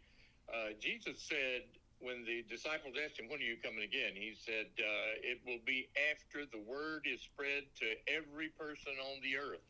And let me say one thing about that. I don't know, I didn't tell you this, but I'm an 85-year-old Vietnam veteran. God bless you. And I have been publishing a blog every night for 14 straight nights called OurDailyBread101.com, and it's in 202 countries and 3,400 cities. Nice. And the Lord's put it on my heart to reach the 6+ billion people that have not been born again. Yes, sir. And that's a burden that's on my heart and on your heart also. Yes, sir. Because that's what we don't want anyone to be left behind at the rapture. Yeah. And I'm going to tell you something, and people don't understand this, and I never have said this before. And I hope that it's okay to say now, because I always believe that God will speak to people, right? But the reason why, as a Christian, talk the way that I talk, act the way that I act, is because, like the Apostle Paul said one time, or once in the Bible, he says, to all I will be all, so that I may win all for God. And we have a lot of Christians who, they don't preach. They kind of preach the good news, but they're going to this whole sin of greed. You know what I'm talking about? Asking for money all the time, and this is the only way that God's going to bless you, and that's a lie. That's not how God blesses you. Money is not always a blessing. Not all good money is good money. You know, it's a curse to a lot of people. It is. Absolutely. It is a curse. But here's the thing. I have learned this, and I don't have a church because I have this problem, okay? But I don't have a problem with God. If you can go to a Christian church and you are edifying, if you're being fed by the Holy Spirit, even though the pastor might be a piece of junk, but because you are there seeking the presence of God, not of the pastor, that you will still be blessed. And if you do anything with faith, you will be blessed, and God will bless you and multiply your earnings. That's the way that the Bible says. But I cannot, in good conscience, just accept any church. It has to be a true believing, most likely a non-denominational, to be honest. But you know, I am the way that I am as a Christian because I feel like this is the time where I need to be the way that I am today. You know, a lot of Catholics, they probably come to my channel and they probably hate me and probably leave or whatever. But let me tell you something. The Roman Catholic Church, and I say Roman Catholic because it is written in Apocalypse that the Roman Catholic is the harlot. It is a whore in the church with many branches, which, you know, Catholics, this is the Roman Catholics, the first church. God put Peter to be the founder of the first church. So I understand that. Correct. That's right. And so when Peter died, I try to make this, you know, this common sense argument that the reason why God buried Moses, right, is because he didn't want anybody to build a shrine and worship him. And when Peter died, even himself says, I don't even deserve to be crucified in the manner that Jesus Christ was. So crucify me upside down. And this is what we take as the Antichrist symbol now, one of them in the Catholic Church, is because that is the opposite of Christ. And Peter was the only one who actually experienced the type of miracles that Peter experienced, like walking on water. Just imagine a few seconds, maybe minutes, right? But a few seconds of real faith. Yes. Nobody in the history besides Jesus have I seen in the Bible having that sort of faith to walk on water. It is amazing. And, you know, disciples, they were, you know, they were sent out to do these miracles. And I'm going to touch up on the Trump Jesus thing. Yeah. Because the disciples, you have to remember that these are all Jews, you know, these are all Nazarenes and you know, whatever else is mixed in the Middle East over there, right? So they all dress alike. They all have robes. They dress the same way. If you go to an Arab country right now and you have the prince, how do they look like? Besides that little crown that they wear on their head, same robe, same collars, same mantles. And so for specifically Catholics, and those ignorant people that don't know what a Christian is, they go and say, why is Trump saying that he's Jesus Christ? When did he say that? You know, he was the chosen one. So was Biden. So was Obama. God chooses all those people so that we can learn things from them, so that we can learn to seek his presence, to seek his guidance, to show us how weak men are and how strong he is. Trump is not strong because he's a strong man. Trump is only as strong as God allows him to be. And I think he's doing the right decisions, besides what you and me agree to disagree with him on, right, with the Islamist regime. And the Lord rescued him in July of 24. Absolutely. At the right time. That's right. Just move a little bit to the side. Just a little bit, and that saved his life. Little millimeters, yeah.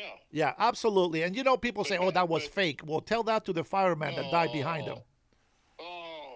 Yeah. Right. Hey, but back on the Catholics a second. Yeah. I'm a Baptist myself. I've been a Christian for 75 years. I'm 85 years old. Wow. But the thing is, Jesus is the way, the truth, and the life. Correct. And John 3:16 tells it all, because he said, "For God so loved the world that he gave his life, that whosoever believeth in him shall not perish, but have everlasting life." Which Amen. means Catholics, you know, as long as they believe, as long as they accept Jesus Christ as their personal Savior, and ask him into their heart, repent of their sins, and give him control of their lives, then the big thing happens. They're born again, and the Holy Spirit comes into their soul, seals their position in heaven, and writes their name where? In the Book of Life. Book of Life. If your name ain't in that book, you ain't coming into heaven. Yeah. Well, and I mean, and the thing that unfortunately that Catholics believe is that they can just, you know, confess their sins to a man, and everything is good. And they can pray to the Virgin Mary, which is, of course, she's not a virgin. They can pray to any idol in the church, and they think that that's okay. Well, it's not. But again, they're still Christians, and God is going to judge them at the end of the day. Of course, we're going to be judged for everything too. Our idol can be women. Our idol can be money. Our idol can be alcohol. Our idol can be weed. Our idol can be so many things: greed, pride, etc.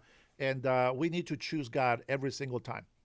All right. Thank you so much, Vet. I appreciate you. God bless you. Thank you so much for your service. I pray for your radio. It is great. I hope 100 million people are listening to it. God bless you. Thank you so much. Be blessed. Take care. You bet. You do. Bye-bye. Wow, what a blessing to hear an 85-year-old vet. I think he said 85, right? To be able to call and give me a compliment. Thank you so much, sir. I appreciate that. That is the family that I have in here. I have a lot of vets on my channel, and they all give me their support. And they're my members, and, you know, we are in the same fight, you know, together. So we don't claim to know everything. I don't claim to know prophecies. I do understand what prophecies are and what prophecies are made. But I am not going to put my life on the line to say, you know, that this is it. Only God knows. We are giving prophecies so that we can make choices. You know, I can say, like I told you before, our future is already done. It's already made. Nothing that you can do today will change that.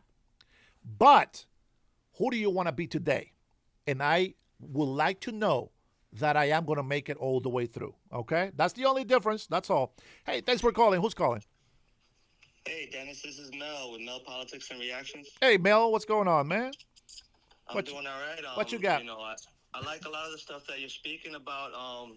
What I wanted to add to the conversation is the same way that in politics, identity becomes such an issue, right? Yeah. With whether you're black or white or Hispanic or this or that, identify as. Yeah. Male or female, they, them, all that confusion. Yeah.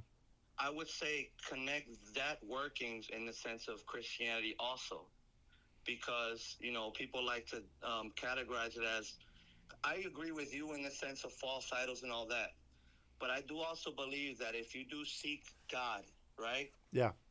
And you seek him with all your heart, and you do it the right way, God will show you who he is. Absolutely. And will show you the right way to him. That is a promise. There are Muslims in Middle East countries that never have heard or knew of Jesus Christ that in dreams ended up converting to Christianity. And, you know, I would rather even more like to say it as followers of Christ.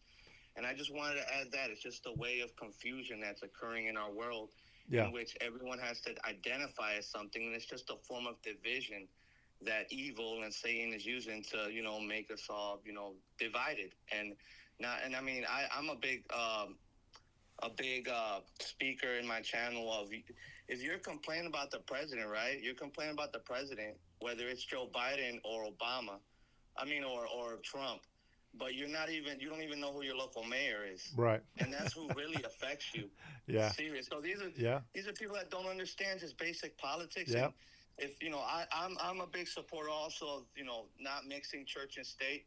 Yeah. But at the same time also, it's the same way that I see that occurring in that, you know, maybe we live in a world where it has to be blended and, you know, it's just good versus evil. Yeah, absolutely. And that, you know, that's no wonder you agree with me, because I believe that. You know, I believe that you should know who the governor is and who the mayors are of your city.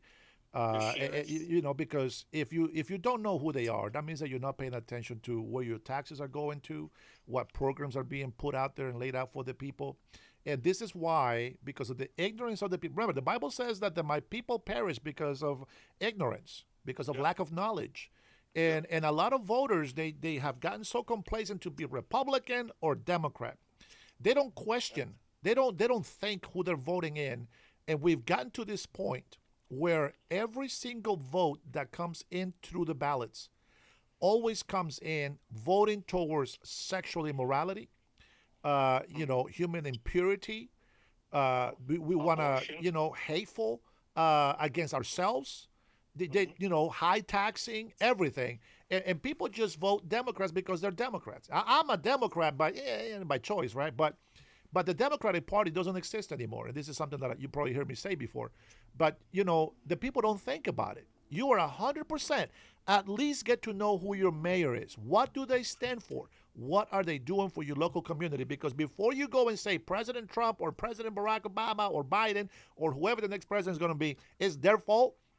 Find out who's in charge of your city, who's in charge of your county, who's in charge of your state. Are they doing a good job? If they are fighting for you. Also, your school board's a big one. Oh, my gosh, bro. They're teaching your children. Listen, the superintendent of the education here in Washington State, the guy believes that there's more than two genders. this is the super. This bro. It's crazy. Again, we have a lot of mental health problems, and what's funny to me is that it's not really funny, but what's funny is that the same people with the mental issues want to have a cognitive test done on President Trump. Please. Bro, the guy's 79. He's about to be 80 years old 2 days before my birthday. The guy is on his A game. He might not be as mobile. I'm not going to lie to you right now. I'm working on my body. It hurts to bend over when I wake up in the morning. And so I don't bend. I'm not as flexible and oily as I used to be. No pun intended with Didi. But, I'm not as lubricated on my joints as I used to be. So, pain is there. But, the whole thing is you should know, man, who is in charge of your local government before you go outside of the state judgment, so to speak. Yeah, I mean, and some of the comments I've gotten to some of my videos, are just ridiculous. One person said, it works from top down. And I said, I respectfully had to, decline with this. I still thanked him for the comment, but my response was like, that's total nonsense. You don't understand that there's divisions of power. Yeah. And, some people don't even understand. Also holding Congress accountable. Yeah. People think we're in a complete democracy when you just vote for president. But no, we are a representative democracy. So at the point that person gets set in power to represent you, they could do whatever they want if you don't hold them accountable. Yeah. They could run amok. Yeah. Term limits also for Congress is a big deal because we don't want these Nancy Pelosi's and Mitch McConnell's and Chuck Schumer's that have been sitting in the seat for decades, just not changing anything. Going for themselves. So, I mean, there's still a lot that needs to change in this country. And I have a lot of respect for you because you did it the right way. I'm Puerto Rican myself. Let's go, Boricua. Army veteran. And, you did it the right way. And I respect you big time for that. Right on, brother. Hey, since you're a Boricua, let me ask you a question. I read this, but I never got too deep into it. I heard that Puerto Rican organizations, in Puerto Rico, of course, are doing some sort of not a mandate, but request or something like that about $350 million, I think, to build solar panels for Puerto Ricans, and that they're actually complaining to the Puerto Rican governor, their president, because $350 million didn't make it to these people who actually have a need for this. Have you heard about this story? Well, it may. See, the problem is there's a lot of disinformation going around because, and I'm not instantly going, oh, hey, fear-mongering or saying it's a conspiracy or anything. But at the same time, there's a lot of things that Puerto Rico wants to do for the energy infrastructure in Puerto Rico because when it was built, it wasn't built for the people. It was built for the corporations and the tourism. Yeah. So a lot of people have their lights turned off and the hot water go out in Puerto Rico and they're local people. And they native people of Puerto Rico, and they have to suffer with that. I believe that may be addressing that, but one concern is also a lot of gentrification and people moving to Puerto Rico and trying to pretty much, not so much gentrification, but do big buildings and build commercial areas. And it's offending the Puerto Rican people because it will affect the local wildlife. Yeah. So those are all, but one concern is also, here's a problem I have also. For the longest time, I always thought that Donald Trump was the one who instituted the Financial Control Board in Puerto Rico, and he didn't. Nope, he actually didn't. fired about 5 people from that board. That's right. They don't like him for that. Obama is the one who put that in place. No one was elected in that control board to control the finances in Puerto Rico. Yep. How is that right? Yeah. Yeah, no, that's why they don't like him either. But that is the price for doing what's right. That's when you have a corrupted government and politicians and whoever's in place. That's a big problem in Puerto Rico too. I'm sorry to interrupt you, but there's a lot of corruption, and a lot of the money doesn't get to the people. That's why I'm a big advocate of Puerto Rico becoming a state, even though I fear it being like Hawaii. Yeah. But something needs to be done because the status quo isn't working. The Jones Act, where goods need to go to Florida before they go down to Puerto Rico, which makes it more expensive. For the local economy. Yeah. There's a lot going on. Yeah, man. Thank you so much, Mel. Appreciate you, man. Thanks for the call, brother. Love your channel. Keep doing what you're doing. I'll keep watching, sir. All right. Much love to you, brother. Boricuas, Puerto Rico. Viva. Sir. Viva Puerto Rico. Saludos, papa. All right. Fantastic. Hey, Boricuas represent, baby. J.R. Vasquez, if you are listening, God bless you, bro. Big shout out to my Puerto Rican, Boricua brothers and sisters out there. I know that the leftist, socialist Democrats invest a lot of money, which is very interesting, that they spend billions of dollars, I kid you not, billions of dollars advertising against any right-wing politician or any sort of ideology of freedom for the people. Socialist Democrats today are a union of Marxist communists, and you see this throughout the world, and you can't deny it.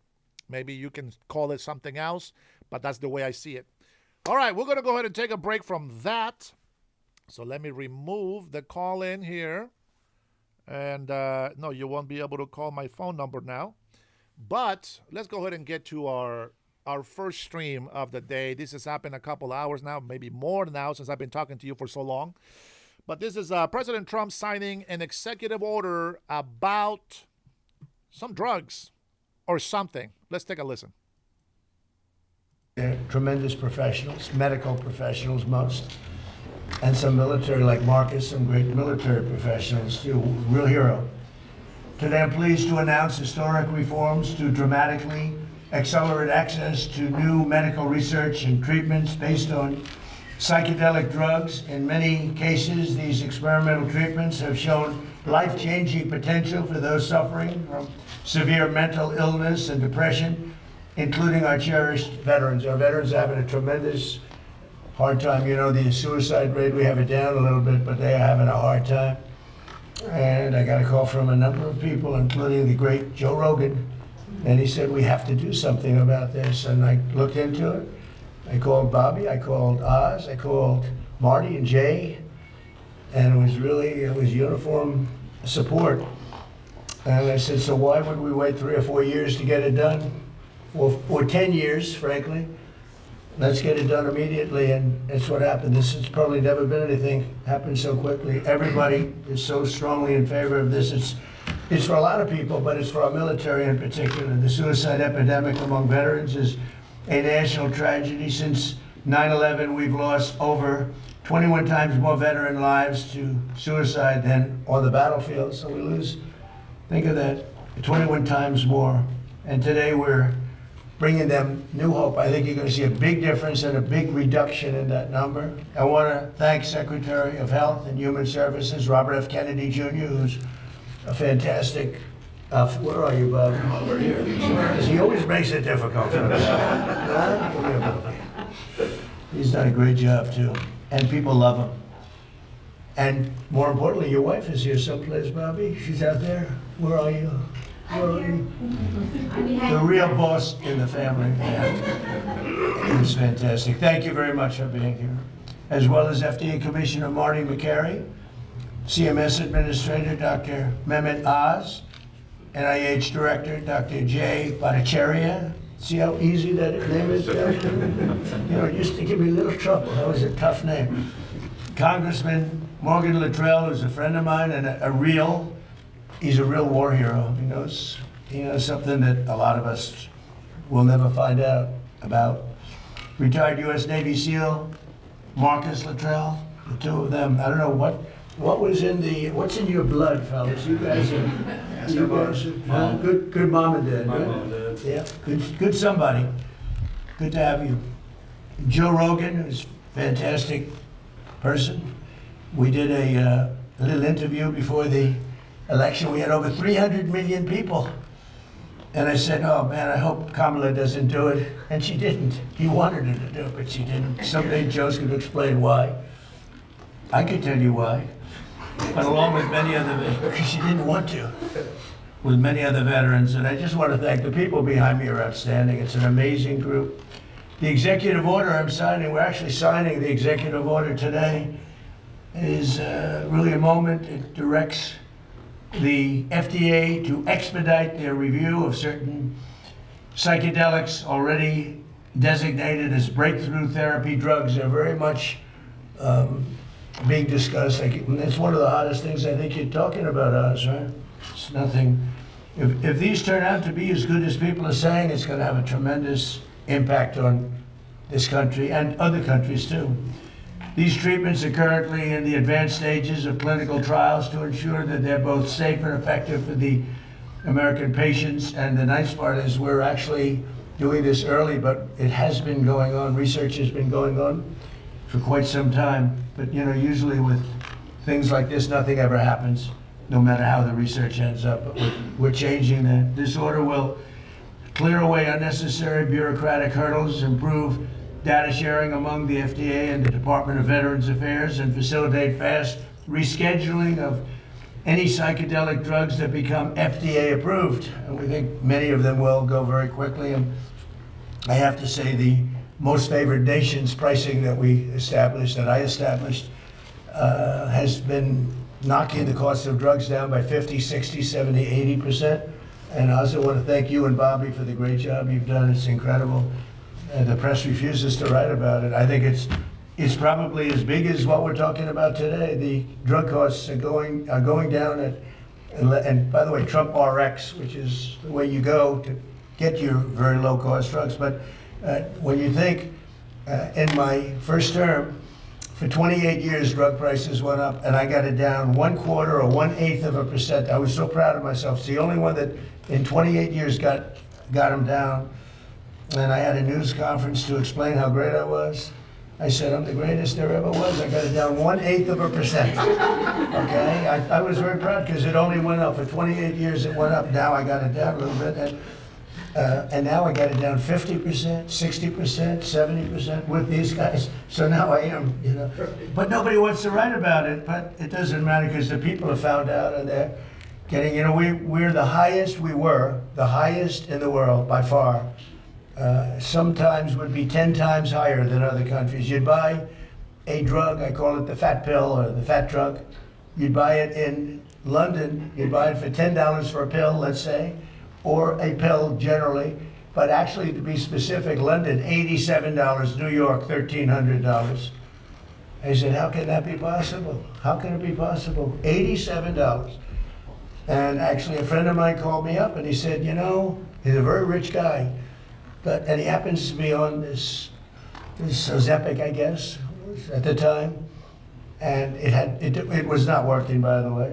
The guy was extremely successful, but highly neurotic, got a lot of problems. I will not mention his name. He's begging me not to mention it because he's become quite famous. He's a big factor here. But he's very smart, very rich guy, very, very successful guy. And he said, hey, President, he used to call me Donnie. Now he calls me President, sign of respect. He said, I'm in London. I bought this stuff for $87. In New York, I pay $1,300. What's going on? I said, well, that's the way it is. We pay the highest prices in the world. And it sort of hit me that how ridiculous it is. Made, by the way, he checked it. He had a whole big research done on it because he couldn't believe it. Made in the same factory, same plant, everything was the same except the price. And now we are the lowest price. We are tied. In other words, whatever the lowest price in the world is, that's the price we pay. That's a tremendous difference. So we'll be paying, they go up a little bit. So the 87 will go like to 120 and we'll go down from 1,300 to 120. So we'll have these massive price cuts and they've already started. And I think it's one of the biggest things, but unfortunately the press doesn't like to talk about it. But because if I were a Democrat, it would be headlines all over the place. But so I do that. That's why I like live television, actually. It's great because you can't do any cutting. But we're so honored by that, and that's going to have a huge impact on this also, because the pricing, not only is it important, but the pricing is going good. And you're going to get the rescheduling done, right, please? So will you get the rescheduling done, please? You know they're slow walking me on rescheduling. Okay, you're going to get it done, right? In 2024 study from Stanford University, 30 special operation veterans with traumatic brain injuries underwent, it's called ibogaine treatment. Ibogaine. Remember the name. Is that pronounced relatively properly, what you said? Yes. I don't want to get it wrong. Ibogaine, because it's so important, and experienced an 80 to 90% reduction in symptoms of depression and anxiety within 1 month. Can I have some, please? I'll take some. I'll take whatever it takes. I don't have time to be depressed. You know, if you stay busy enough, maybe that works too. That's what I do. In Texas, Republican leaders have already committed $50 million to the ibogaine research, and today the federal government is making a $50 million research investment in its own, and so that was just approved just last night. We're also opening a pathway for ibogaine to be administered to desperately ill patients under the right to try law. That's a law that I started and I got, right to try. Very proud of that. That was done in my first term, and I used to marvel at the fact that people that were terminally ill could not get a drug. They're terminally ill, they're going to die, and the FDA, right, Marty? That's right. Jay? The FDA was protecting them from dying, but they're going to die. And so we have these incredible drugs, and they may work and they may not work, but we wouldn't let anybody get them because they were bad for your health. But these are people that were going to die. And it never made sense to me. So one of the first things I did early in my term, and it was very tough to get, actually, hard to believe. It was very tough with Congress, but they came through, the Republicans came through. And we have something called Right to Try, and we've saved thousands and thousands of lives. That's if you're terminally ill or very ill, and there is a new drug that is not available because it's gone through the process of the FDA, and Marty's cut that process down by 50%. We're down, it used to take 12 years, and now we have it down to 5 or 6 years, and it's one of the most important things that you can do. But if you're terminally ill, and there's a new drug that may work or may not work, but it hasn't been approved yet, you sign a document, and you're not going to hold the country liable. You're not going to hold the drug companies or the insurance companies or anybody liable. And you have the right to try. And what it's done, and nobody wanted it, the insurance companies hated it, even the doctors, they were all afraid of it because they didn't want to be sued. But I took all of the liability out of it. You sign a document, you're not going to sue the doctor, you're not going to sue the hospital, you're not going to sue anybody, including the country. And everybody signs it like immediately. And we have tens of thousands of people on this, and we've saved thousands and thousands of lives. And what it has done, we never thought of it so much as, but what it has done is, in some cases, these drugs are working so good, it literally cures people that were terminally ill. But it's one of the things I'm most proud. I'm proud of a lot of things we've done, but that's one of the things we're most proud of, Right to Try. But I've always believed in ensuring that the American patients have access to breakthrough treatments and therapies with love for our veterans. And I have real love for our veterans. I was with a group yesterday. It's incredible what they've gone through. And care for American patients. Today's order will ensure that people suffering from debilitating symptoms might finally have a chance to reclaim their lives and lead a happier life. You know, just lead a happier life.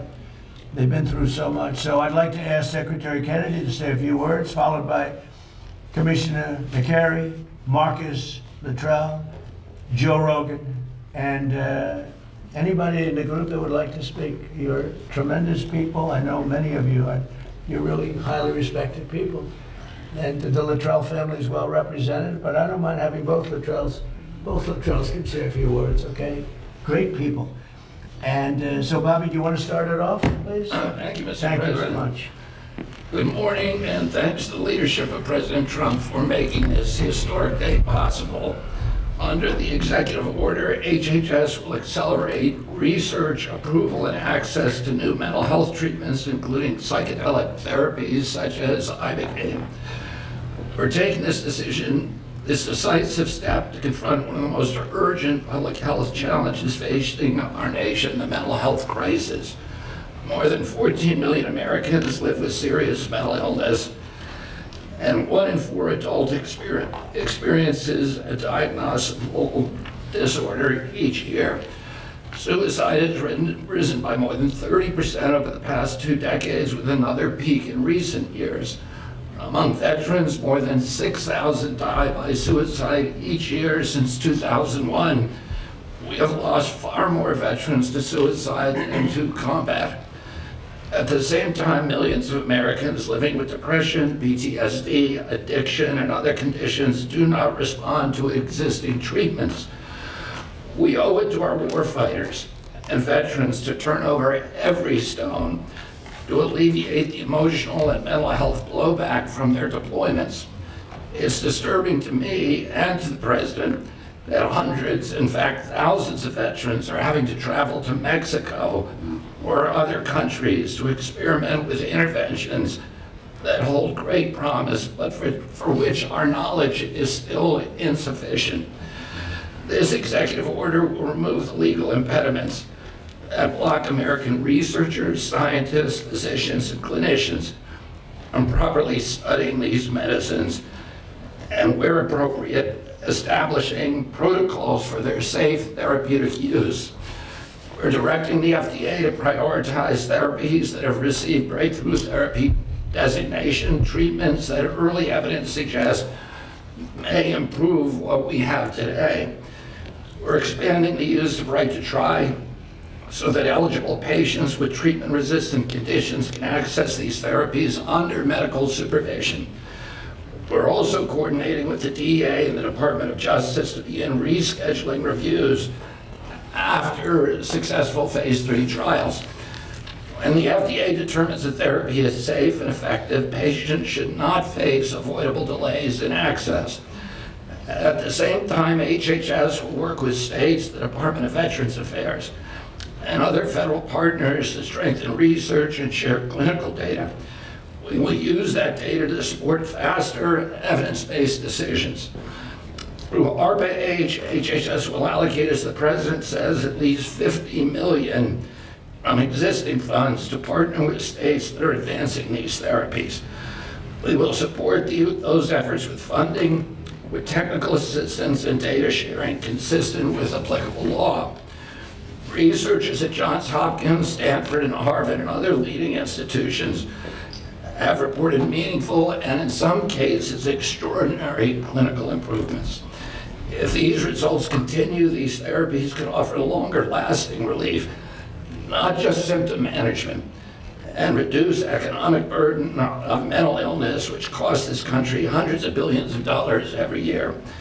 This policy creates a strict, science-based pathway for FDA approval and controlled medical use. The bottom line is progress in mental health treatment has not matched the scale of the problem. I want to thank Joe Rogan for helping bring national attention to innovative, potentially life-saving treatments for veterans and others living with mental illness, and for pushing this conversation into the mainstream. I also want to thank Representative Morgan Luttrell from Texas and former Navy SEAL Marcus Luttrell for their leadership on this issue. I also want to thank the CEO of Americans for Ibogaine, Brian Hubbard, and the organization's ambassador to former Navy SEAL Henry Berkowitz, and former SEAL Team 6 Rob O'Neill. I want to thank a couple of people for getting this record time across the finish line, Callie Means and Dr. Heidi Overton. Thank you, Heidi, for your leadership and for your attention to detail, which is often frustrating. I'm always right, so thank you, and thank you above all, Mr. President. Thank you very much, Bobby, and you're fantastic.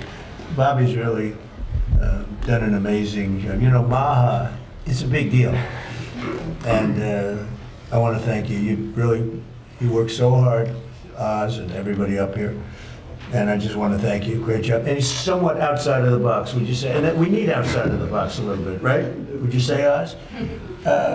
Marty, please. Great. Thank you, Mr. President.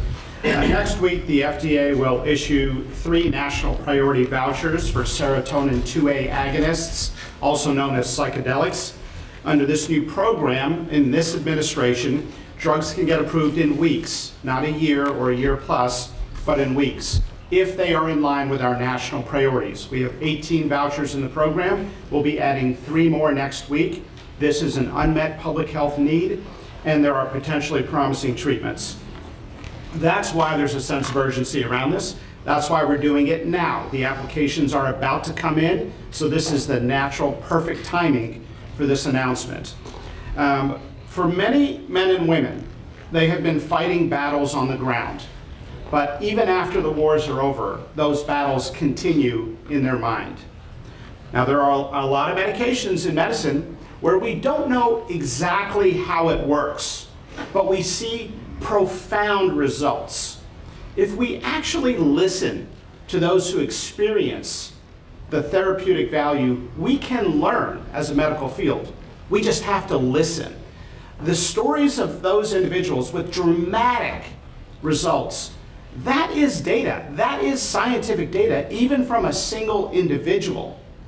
We also have randomized controlled trials. And we have to do that because we need to be able to say there's good support when we recommend these therapeutics. If you look at those trials, there's a 30 to 40% remission rate for conditions like PTSD. Otherwise, we got nothing. We have almost nothing for these conditions. And today, the FDA is also announcing the first ibogaine investigational new drug clearance. This will pave the way for the first and ever human trials in the United States. To be clear, the FDA will also have criteria and circumstances that have to be used to administer these drugs. These drugs can have side effects, and so it's not like you go to the pharmacy and pick it up. It's like medications that are administered in an ICU or an operating room. There are criteria for doing it in a controlled setting.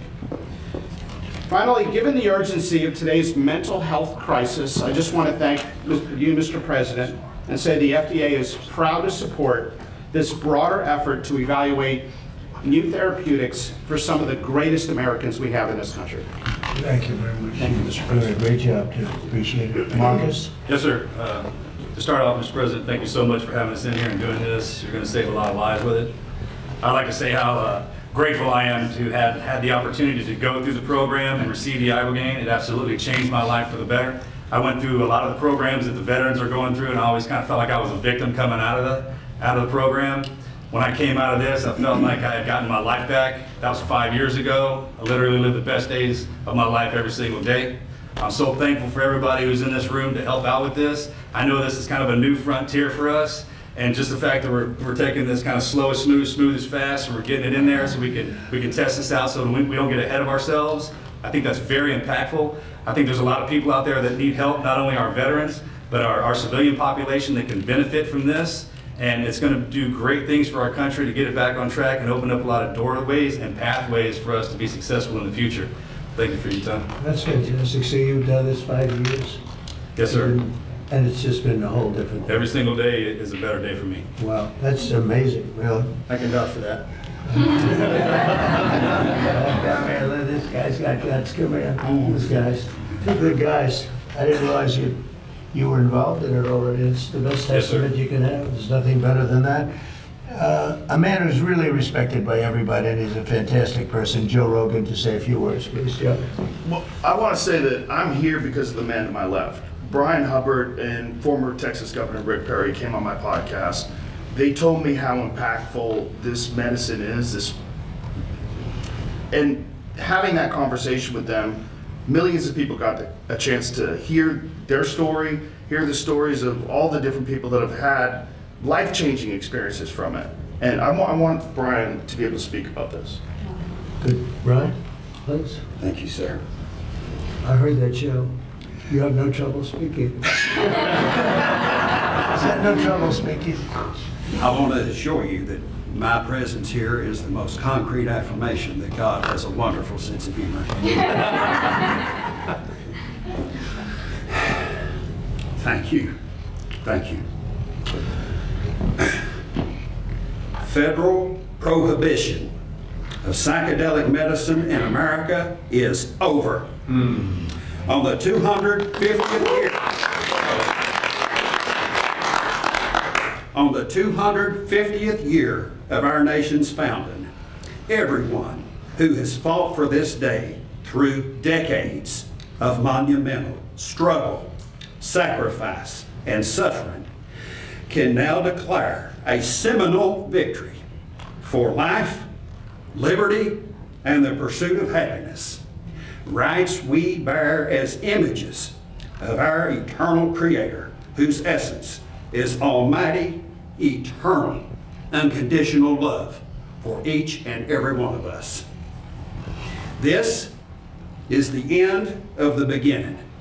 We have moved mountains, yet there are mountains to move. Government systems which have relentlessly suppressed psychedelics are the same systems which will now manage their emergence. We dare not let our guard down for 1 second and be hair trigger ready to impose accountability for incompetence, obstruction, or failure. Credit belongs where credit is due. With this executive order, President Trump has delivered an epic victory for all humanity. I thank him for having the courage to make this happen, and my mission brother, Joe Rogan, for having the spine to make the ask. To our brothers and sisters in Gabon, you have our deepest gratitude for your stewardship of the sacred tree grown for the healing of nations. I will do my best to deliver the respect and honor you deserve for helping heal this nation. It is my joy to deliver these good tidings unto the meek, which will hopefully bind up the brokenhearted, proclaim liberty to the captives, and the opening of the prison to all who are bound. God bless you, and God bless America. Thank you.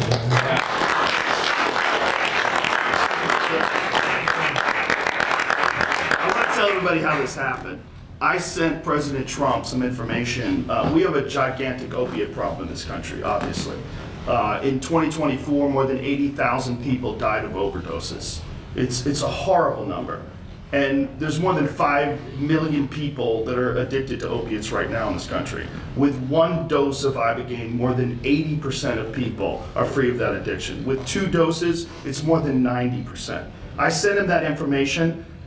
The text message came back, sounds great. Do you want FDA approval? Let's do it. It was literally that quick. These drugs are illegal not because they're harmful. They're illegal because of the 1970 Controlled Substances Act that was passed by the Richard Nixon administration. They did it to target the civil rights movement and the anti-war movement. It's not because these drugs harm people. And for 56 years, we've lived under those terrible conditions. We're free of that now. We're free of that now. Thanks to all these people that we see next to me, and thanks to President Trump.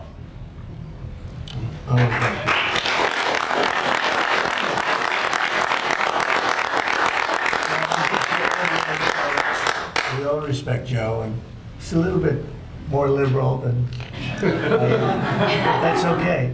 I have a lot of friends that are liberal, but Joe is an amazing guy. And he wrote me a little note about this, and I had it checked out. I didn't just do it. I had it checked out. I went to Bobby and Oz. I went to some of the people that work for you, real pros, and everybody came back with the same answer. You know, normally they'll come back, because this happens a lot. I have a couple of them like that, where they're not sure. It's like, you know, it goes 2 ways. This thing, everybody thought it was incredible. And I told Bobby, I said, Bobby, let's just do it and get Oz involved, and it's going to get done so quickly. And you guys did a great job. Would you like to say something else? Mr. President, I want to thank Matt Zorn, who's hiding in the back there, who actually on Sunday wrote a draft for this. You already thanked Heidi and Kelly, but you know, Susie Wiles makes everything run here. This was an unimaginable task in 1 week to be able to go from a series of connections and communications with Joe Rogan through the honey badger of them all, Bobby Kennedy, who said, we're not going to stop. We didn't start calling everyone down. The Pike Steph Spears been involved, and Chris Klump, who's been doing a fantastic job helping run everything in great efficiency, made something. And I just want to emphasize this. This is an entire paradigm shift away from a one-day-a-pill model, which has failed so many. And to the many who are drug resistant that Joe just spoke to, this offers them a way of getting out of that rut. The question now is, can we study why it works to understand it better, to use it better? That's what Jay Bhattacharya is going to do, NIH with major funding support, perhaps some ARPA as well. Marty spoke eloquently about the FDA's accelerated pathway for this. And then we're going to, when we learn more, figure out better ways of getting access to these products through our healthcare system. This is an extraordinarily exciting day, and it would never happen if the president just would not take no for an answer. He called on the way Joe to the fight on Saturday. And I think he was as determined to get this done as the men in those rings and women in those rings that night.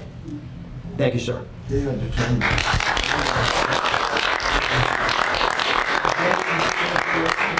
I want to thank Professor Nolan Williams. When I was a professor at Stanford, I got to know him, and he taught me about ibogaine and all the promise that it has for treatment-resistant depression and so many other conditions. Frankly, for me, I learned a lot. He unfortunately passed away last year.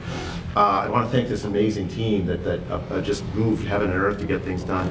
I do want to emphasize this is something that we're still studying, and we have to keep studying. We have to figure out the right way to like make sure we administer it, that it's safe, that we don't just take it for granted. We already know everything, because we don't. And for the NIH and for ARPA-H, we are absolutely committed to making sure that we keep studying it, keep getting the best gold standard science on it. You see here Nora Volkow, who's my National Institute of Drug Abuse director, and she's been an absolute hero in just developing scientific, so the commitment for American science to focus on this, and in many ways, it's that scientific advance that brought us to this moment. So thank you, President Trump. But if it's good, we want to get it fully approved fast, right? I mean, for the things that have great evidence, and that's what you know, these studies, they go on for a long time, but if it's good, I mean, I have a witness right here, these two incredible brothers, that to me is a study, right? It's just as Commissioner McCary said, there's stuff that we know and we can tell it works. We still got to figure out sometimes how it works or why it works. That we got to keep doing even as we move forward fast. But it does work. Some of those, I mean, absolutely, some of those treatments absolutely work. You can see the testament here. I'm trying to get the answer, because it either works or it doesn't. I would think that there's been a lot of research already, indirect research, maybe the ultimate research, people that have taken it, because I've spoken to people that have taken it, aside from the trail, both of them. I've spoken to 5 people that Mr. President, that had big problems. So 3 times. Yeah, it works. please. It fixed my demonic This relationship. is Rob O'Neill, who's a friend of mine and a great guy. Go ahead. It fixed my demonic relationship with alcohol. It saved my life, and then it saved my wife. So every day's a blessing. It took about 3 years of. I did it 3 times. It's a different adventure every time. That's not fun. So without it, you would have had problems. I did it with. There was a Green Beret 28-year sergeant major that told me when we finished, make sure you tell Amber Capone, the CEO of Veterans Exploring Treatment Solutions, that she saved my life because I was going to kill myself next week. This is my last chance. I had a 28-year veteran tell me that. Wow. This works. Okay, good. Mr. President, yes. could you ask Marcus to speak about his experience? Thank you, Secretary. Yeah, Mr. President, what Rob O'Neill was talking about, my wife Amber Capone is the CEO of our charity VETS, Veterans Exploring Treatment Solutions. We had prayed for this day to come 10 years ago when we started the charity. We've been sending veterans outside the country, Joe, that you've been talking about for years, several thousand now, and we said the mission will end once this day happens, so we believe this is a huge step in maybe that the mission goes away and now we have affordable access right here in the U.S. Why didn't they get it done? We're getting it done, right? You're getting it done. Why yet other presidents looking at it, right? Why didn't they get it done? I think we needed you. That's my job. I can answer that question, sir, if you want. Go ahead, please. There's a small group of us in the House that have been trying to move legislation since I showed up. Mr. Correa, Mr. Bergman, Mr. McCall, Mr. Crenshaw, every year have tried to move legislation. That side of the room is not going to like what I have to say about this. And every year it has all fallen short. Every year it has all fallen short. And it's because of the proverbial roadblocks that are always in the way. Right. Sure. Okay, fair assessment. But those members and myself were convicted never to give up, ever. And with this executive order, I'm going to maintain composure, Mr. President. With this executive order, you have broken down those barriers and allowed us, I have all the faith in the world that this will codify and remain forever. So thank you very much for taking care of your service members and your veterans and giving the members that have been working on this for so long a chance. Thank you, sir. Well, this, when I sign this does solve it for the 3-year, but we'll get that codified very soon. Absolutely. Once I sign it, we get them codified, so we'll make it permanent. I have no doubt it's going to be working. Would anybody else like to say something? These 2 women are so talented. Well, I love an executive order that says research, research, research, because it's ultimately what guides us onto how to optimally do things. And I think that this is what hopefully will start to happen and bringing up change in a system that has been very difficult to modify because of prior experiences. These drugs have unique characteristics that could actually, if we investigate them, can bring us into potential applications that currently we're not thinking about. But if we close the door to science, if we close the door to data, we'll just keep on doing the same thing again and again. Do you think the door was closed? It was hard. Yes. It was hard to do research. It's very, very hard. And it's actually just by scheduling as a one, it makes it very So difficult. this is a big move then. It's going to have It will facilitate bigger than research. just this one thing that we're talking about. That's good. That's good. I'm glad we didn't waste the Saturday morning. Please. Yes, Mr. President, this is a much needed, bold move for precision mental health for our veterans and others, and accelerates access to personalized, targeted treatments. As you have heard, many veterans and others experiencing mental health disorders, they go through up to years of trial and error, trying one treatment that doesn't work, trying another and not knowing why. My work at Stanford and with my colleagues is to develop brain-based tests that can be measured right now in our VA and other locations that help us understand why these new treatments work and who they'll be most effective for. So with your mandate, we are in a position to really accelerate saving lives of many more people and getting them well sooner. And I believe that with this, the United States will be the first country in the world to treat mental health like we do cancer and like we do many other chronic mental illnesses. We know the world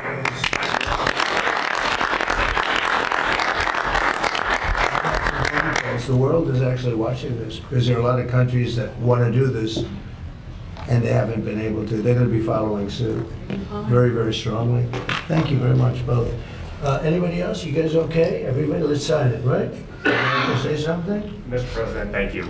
This treatment saved my life as well, and so many fellow veterans. Helped me get off opiates, stop using a nerve stimulator I had implanted, sleep for the first time in over 10 years. So thank you. And you have no doubt, right? Zero. Wow, to me, that's the best research of all, frankly. Absolutely. Okay, it's my honor.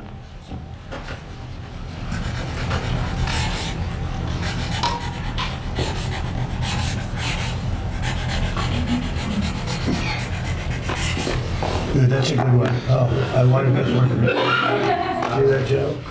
You think Biden can do that? He can.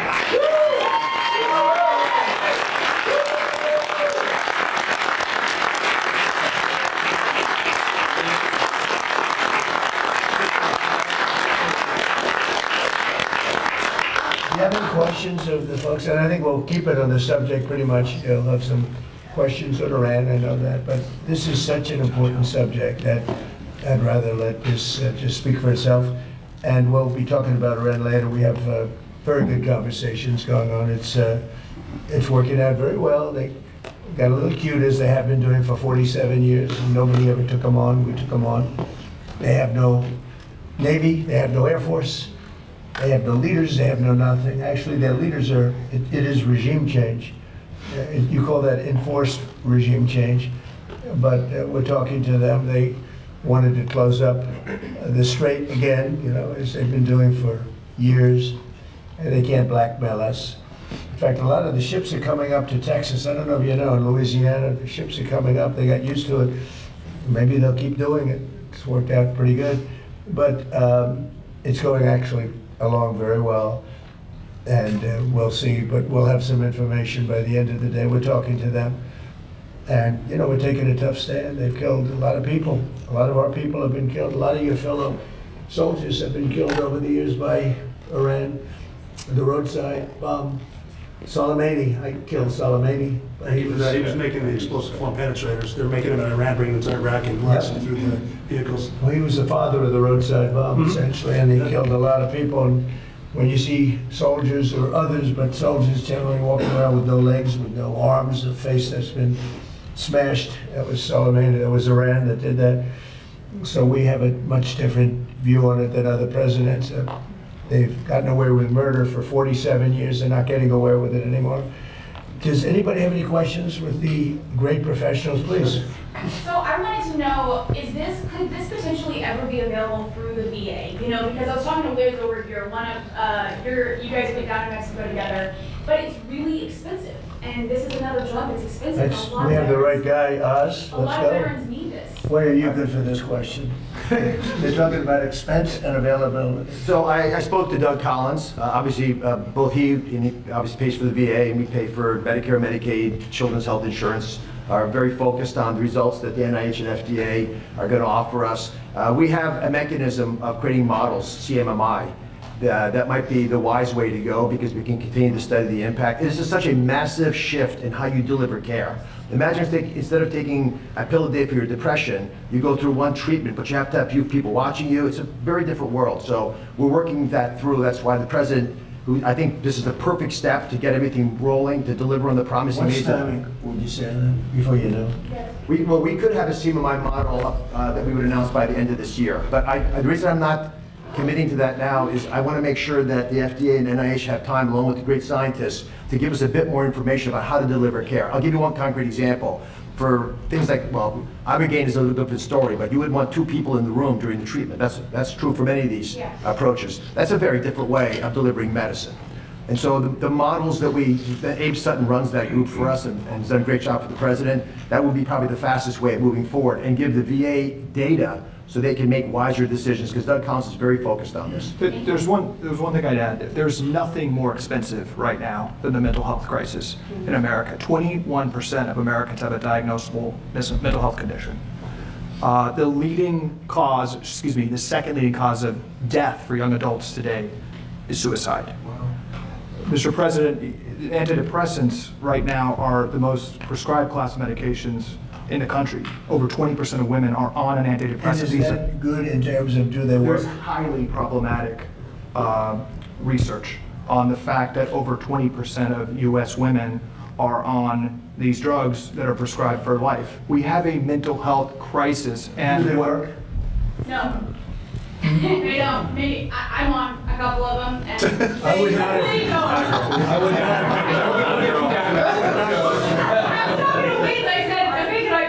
But no, it is definitely an issue for women. But, Mr. President, what you and Secretary Kennedy unlocked is for the first time questioning this system, that where we spend 3 times more per capita than any other country in the world, and we are living 6-7 years less. We have the highest rates of suicide and depression in the developed world. The incentives of our system. And by the way, autism, which we're really working hard on, right, Bob? We have the highest rates. And we're coming up with some pretty amazing findings. Pediatric cancer is the highest rates in the world. We are struggling and paying more than any other country, and the power of this executive order is really representative and gives validation to the cries of MAGA moms and the votes of MAGA moms, because for the first time it's taking a therapy that's one time. This is a one time, not a lifetime drug that can change someone's life, and that's the power, and I think that's why the system. So the antidepressants, all that we read about and we prescribe to our military, they're not very effective? It's a lifetime drug, and well, even if it's lifetime, but do they? Look at what's happened as we've prescribed them, and they one of today, they're one of the most prescribed. Well, the numbers are not great. Perhaps I could jump in from the scientific side. Thank you, Mr. President. What's the timeline for those who Shiz wanted to say something? I think what's really important about your order is you include, we really want to understand why these rapid-acting treatments work. We need that for every treatment in mental health illnesses. Standard antidepressants in research, they do work for some people, but certainly not everyone. And if we think of cancer, all other conditions, we have a test to know which treatment is needed, and we don't have that for mental illness. It's guesswork. This is not, with that it either works or it doesn't work, and you have the result with this, you don't know. As part of this order, I think it's really important that we're able to have the investment to understand who does this work for, and the test to accompany that. So thank you for making that. Do you think this could be a big step above antidepressants, what we're doing? I think it can be identifying who doesn't respond to an antidepressant straight away, rather than waiting for years, and What being percentage able of people respond positively to antidepressants? How 20 much? to 30%. That's not great. No. That's not great. Well, thank you very much. Question. Mr. President, what's the timeline for those with mental health disorders, substance abuse disorders, to readily take advantage of this treatment based upon the executive order that you're signing today? So I'd like to ask maybe Marty that question. Sure. So first of all, right now it's available on clinical trials. We have not had applications in-house at the FDA. There was one that came in under the Biden administration. It was kicked out and not accepted. We now have 3 applications that are imminent, and we'll be issuing vouchers next week. The fastest FDA approval was 42 days during the HIV epidemic. On our national priority voucher program under President Trump, we are now down to that time frame on a routine basis instead of a year. In my opinion, we need the same level of urgency we had with HIV for PTSD and depression and anxiety and our mental health disorder and cancer and heart disease and so many other conditions. So you're going to see decisions out from the FDA later this summer as soon as we get the applications. That's great. That's great. And Mr. President, I like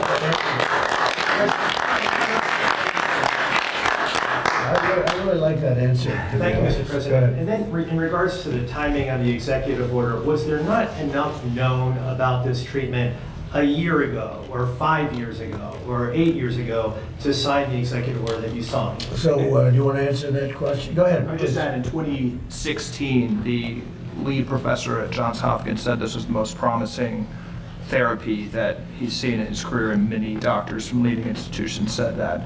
There's been a hold, there's been incentives against this, and it's the bravery and leadership of President Trump that's getting this done. Artificial barriers? It started, and this, to be clear, is starting a fast-track scientific process that's subject to FDA approval. But this has been known among leading institutions for many times as a very promising therapy. So could it not have been signed in your first term, or there just wasn't enough information known about it? Nobody told me about it, frankly. I mean, I got, all of a sudden, I've been getting a lot of calls. I think a lot's, in all fairness, I think a lot's been learned over the last few I years. should say that. I mean, a lot has been learned over the past few years. I think in the first term, if I was standing behind the president, I would have much more comfortable than I am now, thanks to the research that's been done. I mean, it's still a lot more to do. It's worked for so many people. That's really a great move to do this. But the research is really important because we're going to keep improving, keep learning, and make sure that the people get the treatment they need when they are depressed, when they are addicted, when they have PTSD. That's if you keep doing the research and also acknowledge the research that's been done. That's when you get good health policy. And Secretary Kennedy's role, he just doesn't stop. I mean, every day, all day long, until he gets these things done. This is not an easy boulder to push up the hill. And Secretary Kennedy was undaunted, and he'd been talking about it for a while, so he had a passion anyway. But his mentoring has allowed a lot of folks to move this quickly. And if I can jump in rapidly, because I was one of those doctors that was not supportive of psychedelic therapy because I thought it was magical thinking. But over the past 6 to 10 years, we have seen an emergence of data that we cannot ignore. These drugs have the capacity, as was mentioned before, with one single administration to change the behavior of someone towards a therapeutic effect. In animal models, one single administration recreates pathways that have been eroded because of pathology. So we have a tool that potentially could allow us to basically manipulate the ability of our own bodies to heal itself, if we know how to properly use it. And that's why research, as I mentioned before, is opening up doors to explore what else can we do, how to optimally use it. But you're just hearing and seeing automatic research. You're hearing and seeing things now that you wouldn't have really, you wouldn't be able to have done a couple of years ago. I mean, it just seems to me, I've been hearing about it a little bit over the last year. I never heard anything about it in the past. It was almost like taboo. It's not taboo anymore, right? And there was not enough science neither. And I think that's where the evidence speaks for itself. And ultimately, that's why I say, I was one of those doctors that didn't believe in it. So we do data in order to change our perspective and to do things better. I was surprised to hear about the antidepressants. I assumed they'd be better. That's not very good. So Bobby, you're gonna push it very hard? Yes. We'll get it done? Sounds good to me. Well, these two guys and this third with Rob too, and with you. I mean, that to me is research, right? Maybe the ultimate research, right? Big fans, all big fans. Right? Well, I want to thank everybody, and it's going to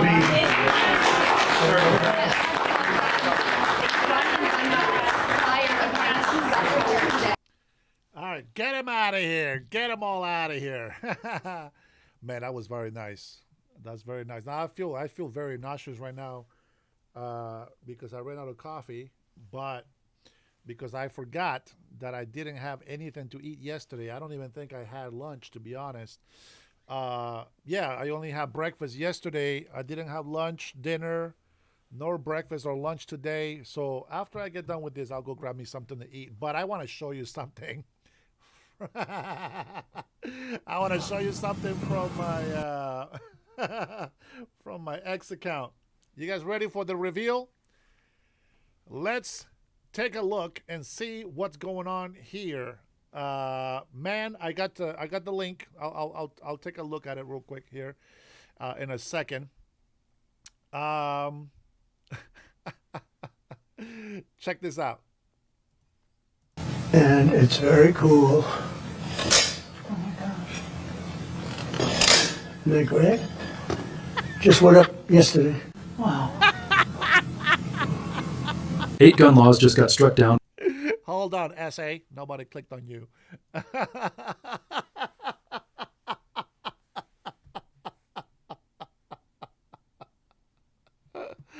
Oh my goodness.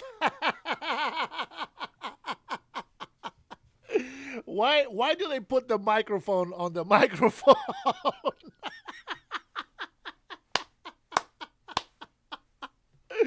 Man, President Trump is hella funny, man. That is hella funny, bro. Oh my gosh, dude. Oh my goodness. Oh, boy. Think Joe Biden would do this? I don't think so. Do you think he'd think of it?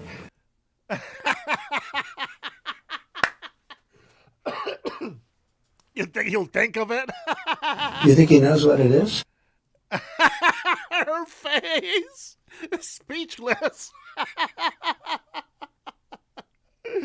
Oh, man. That is hella funny, man. That is hella funny. And with that being said, hey, guys, thank you to my members. Love you all. I appreciate your support. Don't go anywhere.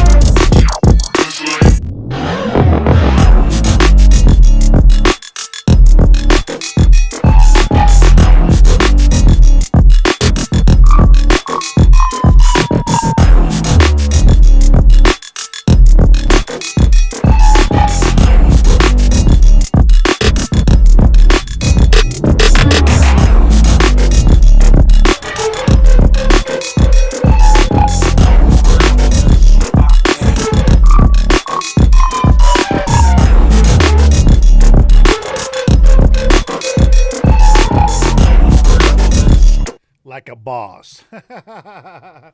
Speaking of the boss, nobody has taken away the stream chat boss for a couple of days. Maybe I gave myself too much health. You guys cannot beat it. Too much health to recover from. I have shared already my Facebook account. You guys already seen the fraud, the mail-in fraud that's been happening. People are not, they don't want to acknowledge that it's happening and that we need to have voter ID. Listen, not everybody's going to have this mail-in voting access, and they shouldn't. But we definitely want to add this voter ID, and I know that there are some exceptions about who can vote through mail and who can't. But I think that after finding fraud in the last few years in mail-in voting, I think that having another precaution won't hurt a bit. All right. So let me go ahead and jump in here to warning. This is a new squad member. My goodness. I don't even know if I can stand to play this one. But here we go. A new squad member by by Laura Ingram. Let's see what Laura has to share for us. Here we go. New Jersey. I mean, stand-up comics have done this for years. The armpit of America, or, oh, you're from Jersey, what exit? All right. It's actually a beautiful state, but it's about to become a lot closer to its stereotype. Thank you for all who casted your votes for an unbought, unbossed, sassy new member of Congress, y'all. Y'all? Yep, the squad has a new member. New Jersey's Anelila Mejia, who handily won a special election in the 11th district. Now, she may be to the left of Mom Donnie, if that's possible, and promises to be MAGA's worst nightmare. These radicals who clapped for a president so perverse that he insults the God that he purports to uphold, and who will watch, these radicals will watch Rome burn with all of us within. And they are simply cowards, unwilling to stand up to this madness. But we stand up, we resist, we will not allow it to continue. This system is broken, but guess what? We are the glue. Oh my gosh, better listen to that one.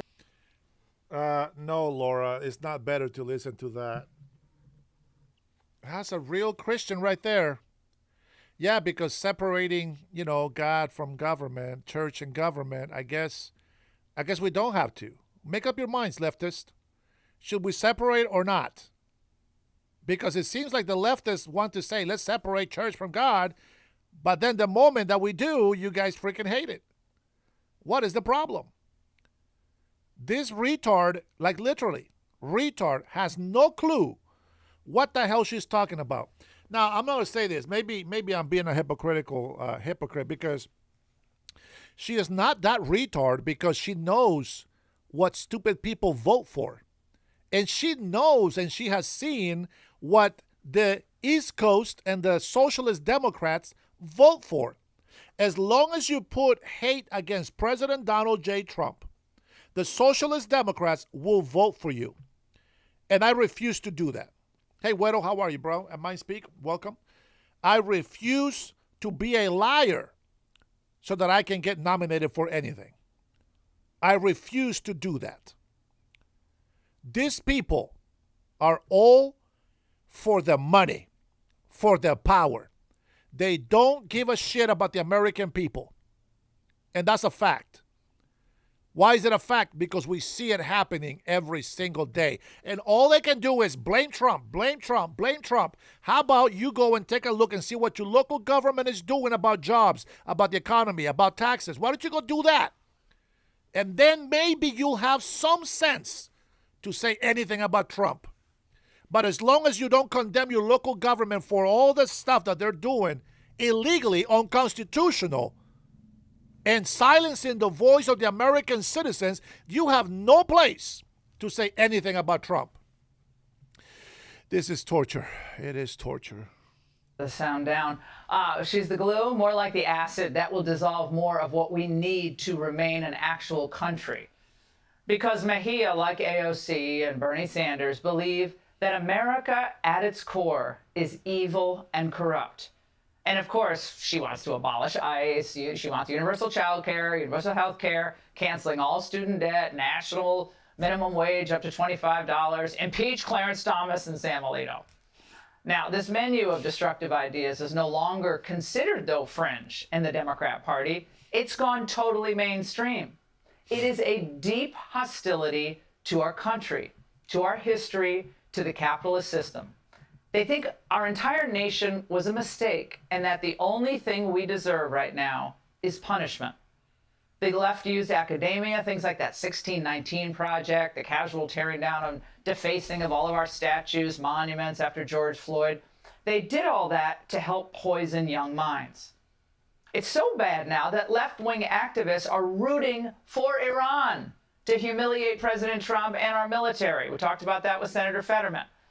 The media seemed giddy. He even said it. Every time it seemed like the Iran conflict was going to doom the Trump presidency, the liberals were happy. Now, as you all know, I clerked for Justice Clarence Thomas. And look, he doesn't speak all that much publicly. He gives speeches every now and then. But when he does speech, you should listen. This week he was in Texas, and it was a legacy moment and a stark warning to America. Progressivism seeks to replace the basic premises of the Declaration of Independence, and hence our form of government. It holds that our rights and our dignities come not from God, but from government. He spoke of a devotion to country that has sustained us through the best and worst of times. Give me liberty or give me death. That devotion has driven the great achievements and heroism of Americans in the 250 years since. Think of the frontiersmen who settled the West. Think of the families who built their little towns on the prairies. Think of the women who raised their children to love God and country and sent them off to fight wars. And he spoke of his own upbringing in abject poverty, raised by his grandparents in the segregated South. Think of my grandparents who heroically, quietly, without fanfare, sat my brother and me down at the kitchen table in August of 1955 and committed the rest of their lives to us so that we could have a chance. They told us, we don't have no education. We don't have no education and no chance, but you boys are going to have a chance. It was their devotion, their love, their dedication to raising us right that has made the difference. Yeah, I think he was getting choked up there, thinking about his grandparents, everything they sacrificed. And that's America, from Pinpoint, Georgia, to the Supreme Court of the United States. And this all begs the question, are we sufficiently devoted to our country, in gratitude to our framers? Or are we perpetually obsessed with this or that grievance? Our founding documents really are genius. As we are gathered to celebrate the 250th anniversary of the Declaration, it may be tempting to do so as if we are passive spectators. It may be tempting to enjoy our tea and crumpets, treat the Declaration like a shiny object or a keepsake, and listen to the sound of our own voices. In my view, we must find in ourselves that same level of courage that the signers of the Declaration had, so that we can do for our future what they did for theirs.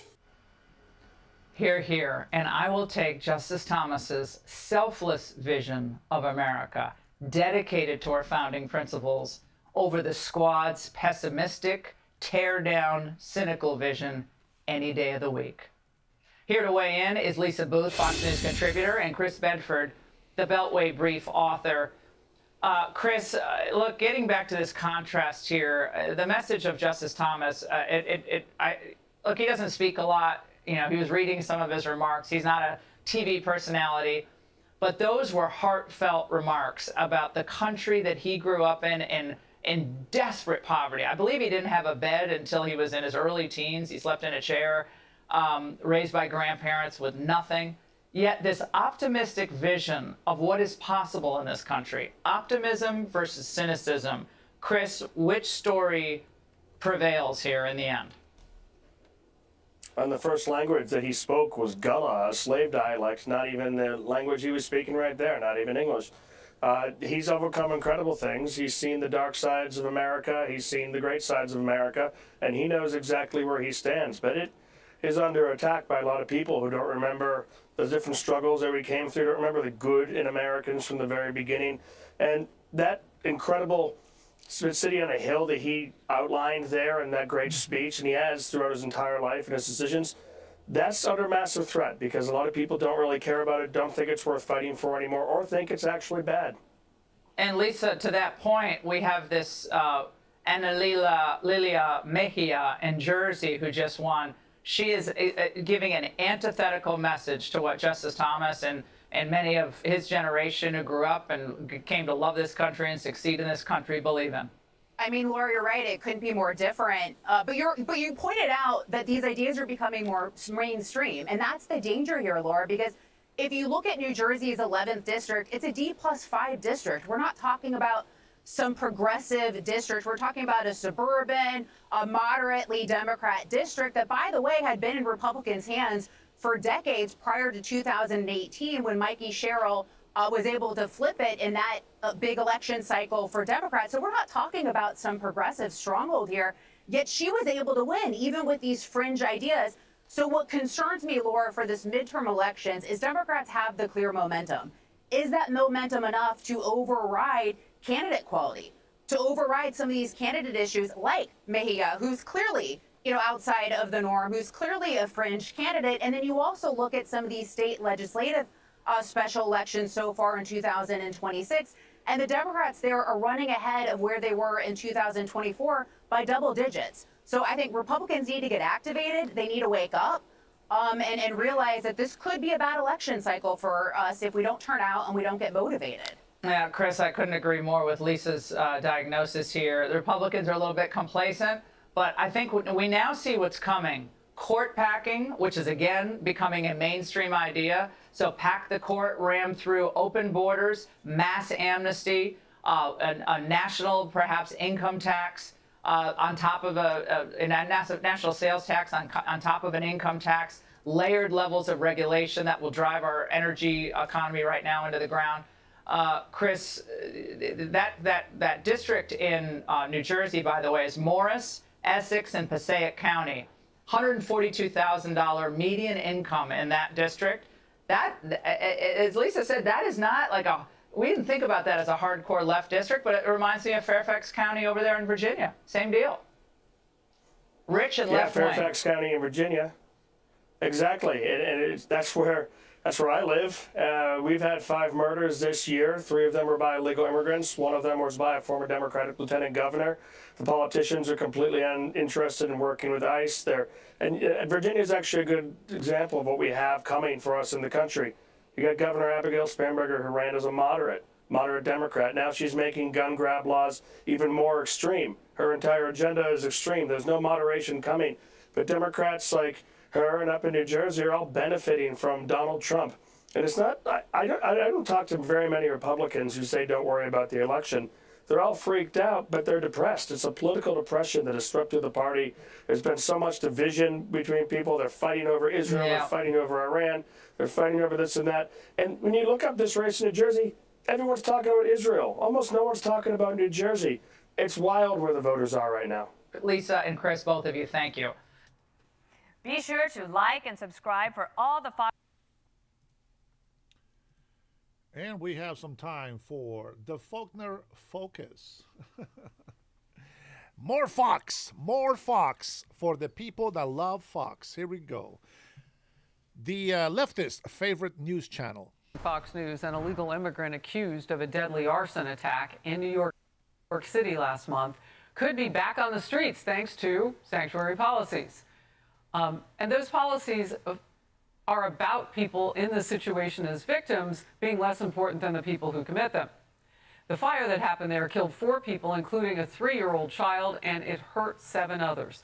Prosecutors charged the suspect from Mexico with 8 counts of murder and arson. And now, New York Governor Kathy Hochul is trying to push those sanctuary laws to go even further to the left. Yesterday, she put forward several new anti-ICE proposals on top of the ones that she had already pushed earlier this year.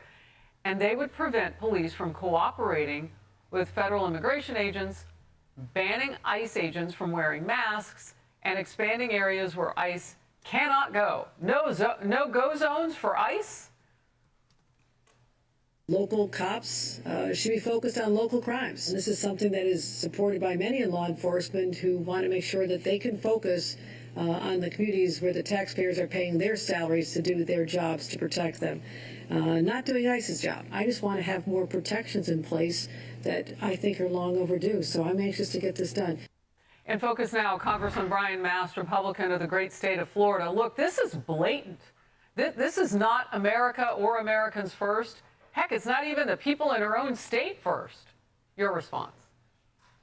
It's illegals first, number one. You pointed that out rightly. What are those no-go zones that you were referencing? It's places like schools and hospitals. This is insanity to me. I'm a father of four. I look at this and I say, you're going to say, send my kids to school, but for somebody that is an illegal, that school would be a sanctuary for youth MS-13 or something else. Or somebody that's at a hospital, the hospital would be a sanctuary for somebody suspected of assault that law enforcement can't go there. This is why I'm so proud to be a Floridian. You have these crazy policies, psychotic policies in New York where they're telling law enforcement, don't be against crime and we don't want your help in dealing with it. That's psychotic.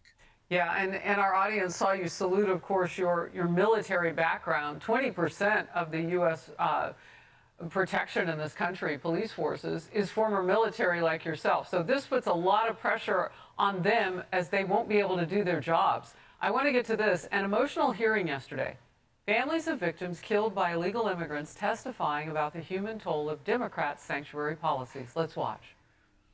A classmate of his asked him for a ride home, and unbeknownst to him, that classmate wanted to murder Josh so that he could scrap his truck for some money.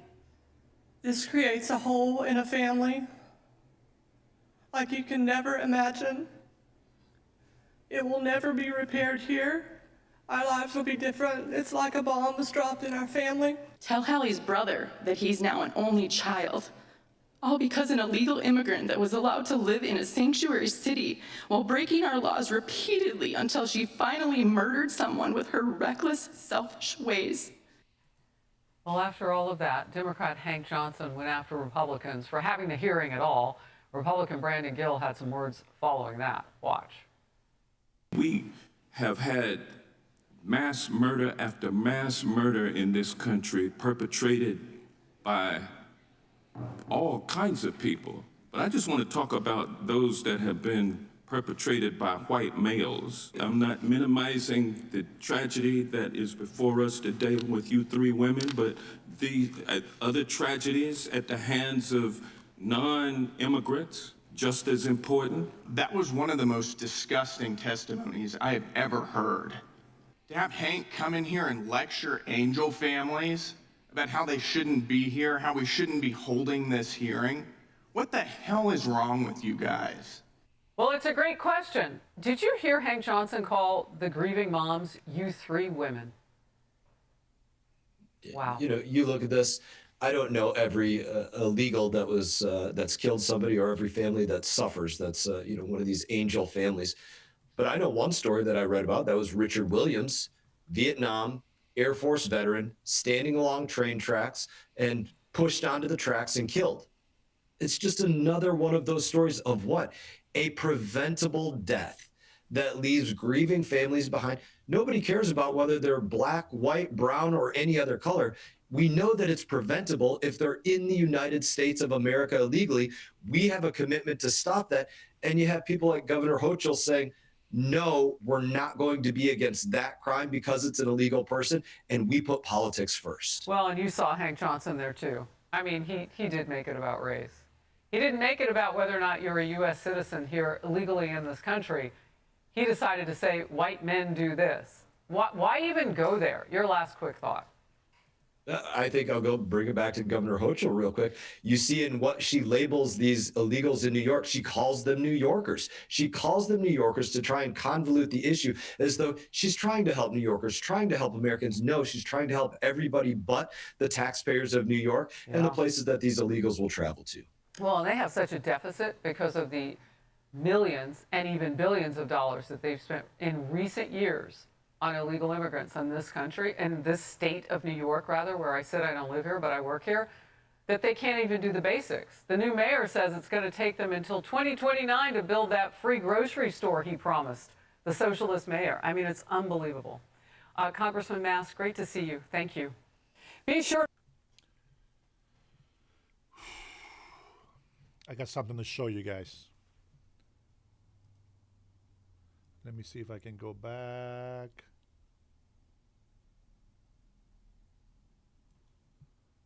Give me a second here. I got something for you.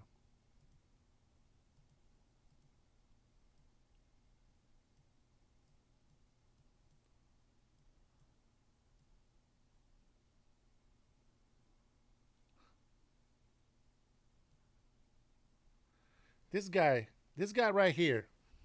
Let me show you something.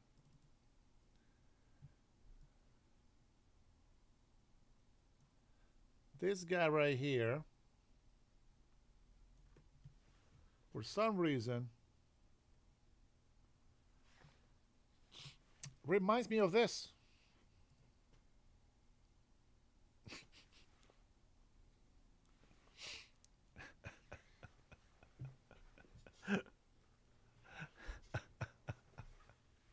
Who knows what that is? Who knows what that is? He's just such an idiot, such a hateful guy. That's what he reminds me of, with a fresh cut.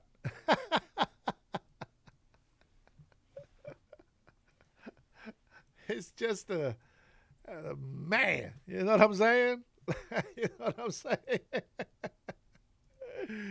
Oh, man. Update. Crude oil is still at $90 and holding. WTI crude oil is at $83.85 and holding. I had to show you that. All right, so here's some news. Here is some news about some Hamas. Some Hamas garbage trying to flee Gaza. It's just ironic on the way they try to do it, okay? Just ironic. There we go. Check this out.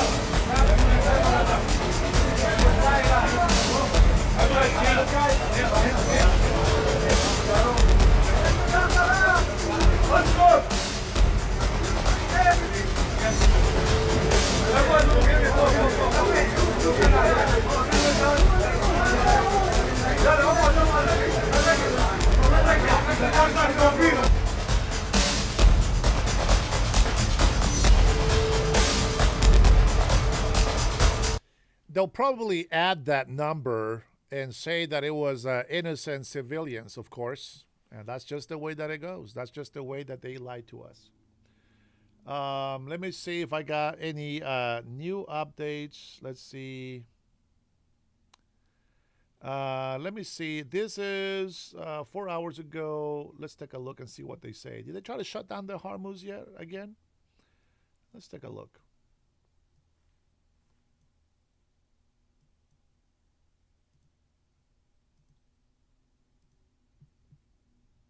once again closed the strait, even firing at ships trying to cross it.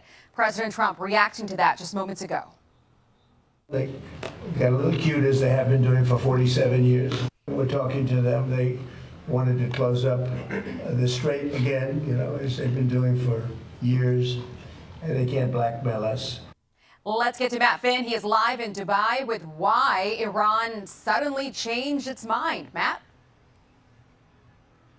Aisha, we didn't make it a full 24 hours of the Strait of Hormuz being open, and now an intelligence official tells our Trey Yingst that the Iranian regime has closed the strait again. That intelligence official saying the Strait of Hormuz is under full IRGC control and effectively closed at this moment. Multiple vessels have been forced to turn around since this morning as they attempted to pass through the strait. The IRGC opened fire on at least one vessel as part of the closure policy they declared last night. Now, yesterday, around this hour, President Trump and Iranian Foreign Minister announced that the strait is open. But shortly afterwards, Iranian officials started to post that Iran was maintaining restrictions to pass through the strait, including payments. And also here in the Middle East, Israel's IDF claims the 10-day ceasefire between Israel and Lebanon is not solid either. The IDF posting Hezbollah ceasefire violation. Since the ceasefire came into effect, IDF soldiers south of the Yellow Line in southern Lebanon identified several incidents in which terrorists violated the ceasefire understandings by approaching from north of the Yellow Line towards IDF soldiers, posing an immediate threat. In order to remove the threat, I just want to point out that one of our vets called in earlier today. You guys remember that call? And what was the one thing that I agree with him? Well, we agree with everything, but he said that we need to get all of these people, the whole regime, just wiped out. This is why. This is why I agree. This Islamic regime should be brought to its knees and annihilated completely. 100% gone. And anybody who wants to join them, let them join. I agree with the Vietnam vet on that call. And this is why. IDF conducted precise strikes against the terrorists and terrorist infrastructure sites. Now, the president has said that the second round of peace talks could possibly be happening in Pakistan in the next day or two. But now, as Iran claims it has control of the strait again and is firing at ships, it's not clear if the 2-week ceasefire, which will expire soon, will be extended or scrapped. Here's the president last night. If you don't have a deal by Wednesday when the ceasefire ends, will you extend the ceasefire or will I you don't know. start Maybe not. attacks? Yeah. Maybe I won't extend it. Okay. But the blockade is going to remain. But maybe I won't extend it. So you have a blockade, and unfortunately we'll have to start dropping bombs again. So we had these two major announcements, the ceasefire between Israel and Lebanon, and then also the president saying that the Strait of Hormuz is open. Now both seem to be failing. So we are tracking hour by hour the possibility of the second round of peace talks in Pakistan. We'll keep you updated, Aisha. Okay, hopefully we get some information tonight, as the president promised. Matt Finn live for us in Dubai. Matt, thank you. So the back and forth on this Strait of Hormuz creating some confusion for all of those ships that are backed up on the waters there, causing several of them to turn around today. Take a look at this. Just early this morning, the Iranian military posting online the critical choke point is once again closed, despite the president saying just yesterday it was open and ready for business. Let's bring in now Medal of Honor recipient Dakota Meyer, a great friend of mine. Dakota, thank you so much for joining us in the program today. Great to see you. I want to get your hot take on this. It wasn't that long ago the strait was open for business, and here we go again, back to it feels like square one, where Iran says, nope, you can't come through. Yeah, I mean, look, Iran wants a deal, so let's don't kid ourselves on that. Iran wants a deal. We want a deal. We want to get this done without having to, escalate this any further. I fully expect this to go back and forth. This is what Iran does. They're all about misinformation campaigns. They're all about taking it back. Pushing forward. You can't trust them. I mean, this is nothing that's new, right? But I mean, look, here's what is hopeful. I'm hopeful that we're going to get to a deal here pretty soon.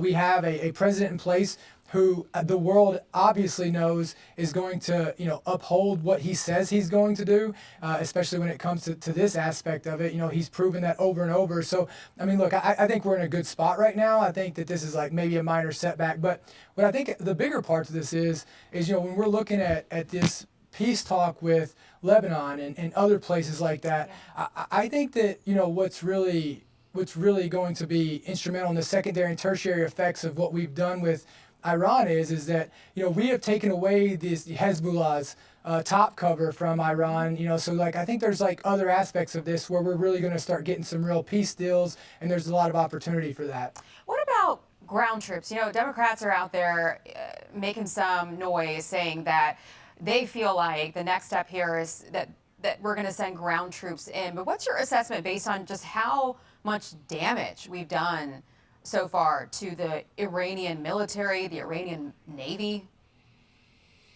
Yeah, I mean, look, I think the smartest thing that the president has done in this administration and Secretary of War is they haven't laid out their objectives so that the enemy knows exactly what we're trying to get to and, wait us out to see that we're going to leave in order to start back up, right? Like they have no clue. We have no clue as on the ground as Americans right now of exactly what we were trying to accomplish. We have like broad strokes of this, but I think it gives our administration leverage to be able to follow through on things.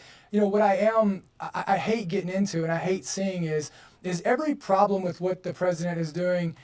It's all about hypotheticals. I just hear people bringing up hypotheticals. Well, we're going to do this, or we're going to do this. We haven't done that. He hasn't shown us doing that yet. He hasn't even talked about doing that yet. I mean, obviously, he is putting all of the options on the table, which is what is smart in any deal, right? He's getting himself ready to go in case he needs to do that. But what I do think is the best thing we have going is we have a president that doesn't want war. We have a leader up there who doesn't want war and who will do everything that he has to keep from, going to war. But I mean, if he has to do it, he's willing to do it, right? Because he puts America first, and that's what we're seeing. And we've heard the vice president say that over and over again. We don't want this, and the president doesn't want this to turn into a long, drawn-out situation. We've got to wrap it up quickly. I got to get to this other breaking news with you, Dakota. What a day to have you on, because the president just announced that he is signing an executive order. He just did in the Oval Office to fast-track a federal review of psychedelics for PTSD. Here he is. Let's listen.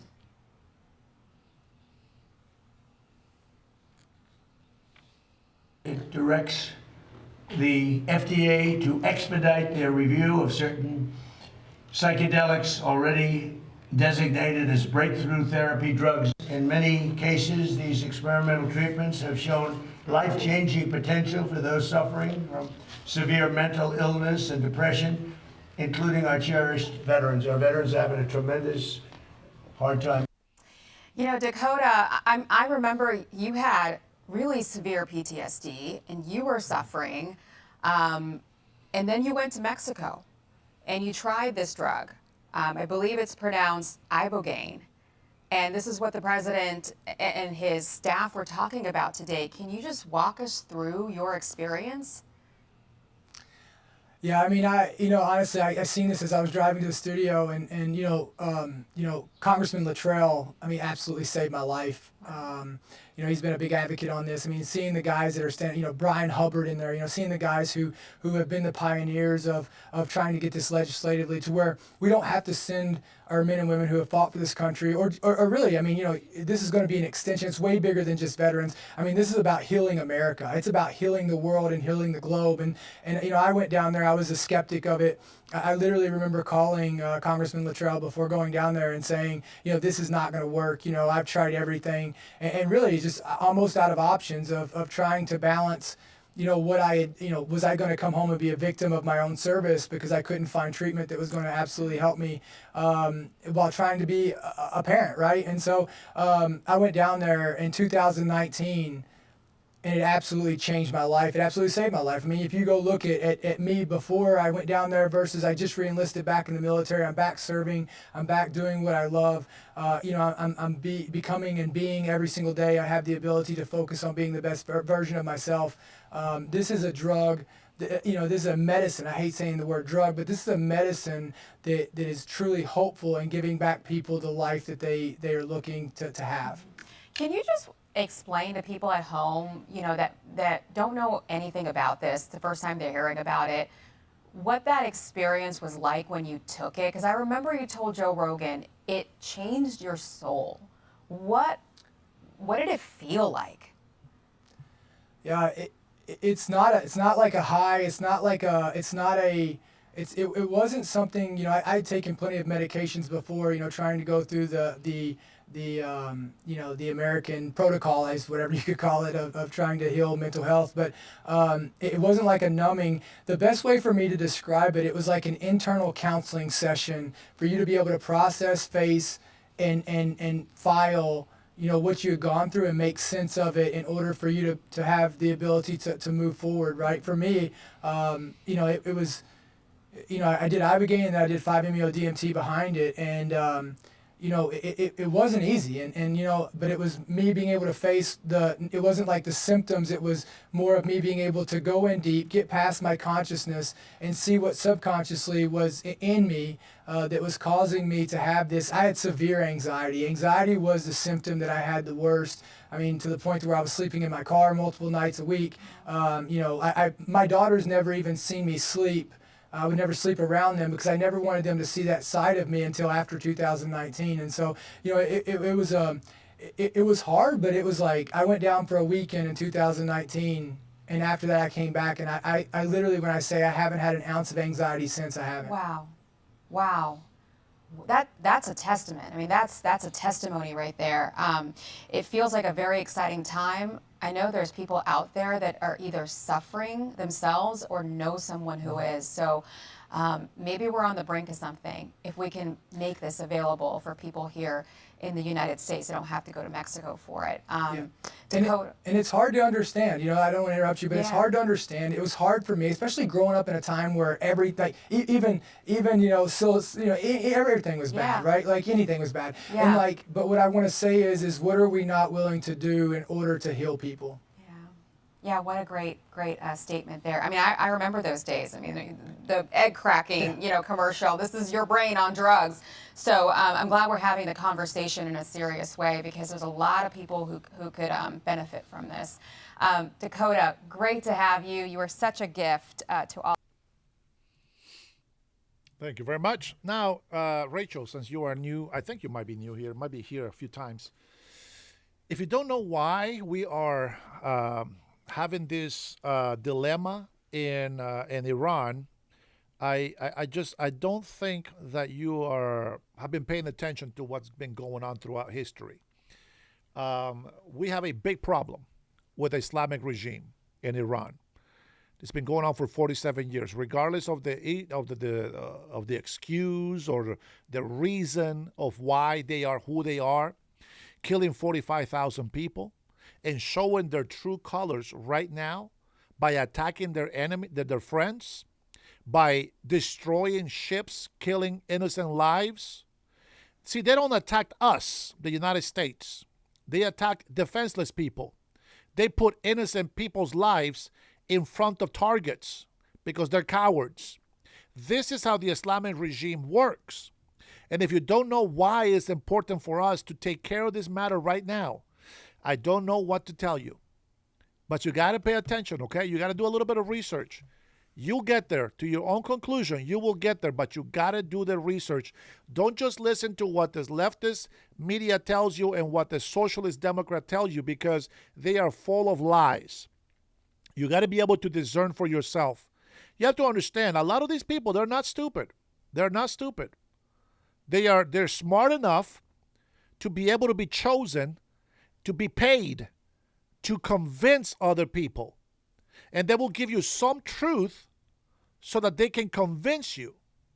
But they're not going to convince all of us. Use your common sense, use your critical thinking, and think about who has been lying to you for the longest. If the Biden administration didn't give you a clue of what is wrong in our government, if you didn't see how our enemies were laughing at us during Biden's administration, and you believe they're laughing at us today, then you haven't been paying attention. Anybody on the leftist side, you have to understand this. First of all, I have considered myself to be a Democrat. Socialist Democrats is not the same thing, just so that you know. A real Democrat, as a real Republican, will always look after this country. And we will only fight to see who can defend this country and its people better. But now, the Socialist Democrats are a party of communism and Marxism. They are godless. They are lawless. And all they can do is say to somebody telling the truth, as I do, you're a coward. You're a coconut. You're a traitor. You're a sellout. How can somebody standing for the law of the country, how can somebody defending the rights of the American people, how can that be a traitor? How can that be racist? And people look and they probably judge on my skin, but you know what? I got darker places than other people don't know. I am a mix of a Mayan Indian descent, Afro and Spaniard mix. People don't know where I am, where I'm from. They don't know who I am, and they don't need to know who I am. I don't care if they know who I am. But to come over here and tell lies that will put our military in danger, that will put our American citizen lives and residents in danger, I have to say something. Now, I am nobody's bitch. I don't like to be manipulated. I don't like to be controlled. And I like to do my own research. People come in here, and when I tell them that the Socialist Democrats, the first thing they say, what is a socialist? Like, they're so retarded, as if they don't know what the meaning is. But let's make it very clear. We got plenty of history that tells us what a socialist, communist, Marxist is. You don't have to go to the dictionary to be able to get that information. So when they come in here and call me a liar, it's because they know I'm telling the truth. And you see it for yourself. You see the people that are lying because it doesn't line up with what you're living today. Was your life affordable before Trump was elected president again? No, it wasn't. It has been like this because of Socialist Democrats, because they have allowed fraud and scam. They have been taking advantage of the gullible American taxpayers, the people that believe anything they told. How can somebody just hate Christians all of a sudden defend Muslims? What does that tell you? What happened to the freedom of religion? The hypocrisy, it's so great, it's hard to miss. But I can tell you that anybody that will drop a bomb on innocent people, they are not your friends. And don't confuse the attacks that Israel has been making on Lebanon or in Hamas, because only cowards put innocent people or innocent children in target's range. They heard that President Trump was going to destroy the bridges, the power plants. And what a real coward does is put innocent people as shields. You got to see it, and you got to call it for what it is. So any of these Mexicans, Hispanics, or whatever the hell Latin people are that come into my chat, I don't give a shit about illegal immigrants. I care about legal immigrants. I care about people that respect the law. Those are my Latino people. The rest of them, I am sorry, but you are criminals. Until you get that authorization to be here legally, that's exactly what you are. It is what it is. You can't coat the truth. The truth is the truth. You just can't change it. It is what it is. I'll never be able to take the ignorance out of the ignorant. That's something is like salvation. Nobody can force you to believe. You have to choose yourself. You got to choose the truth over a lie. If you never listen to Nancy Pelosi talk about the border, talk about this country, you're not paying attention.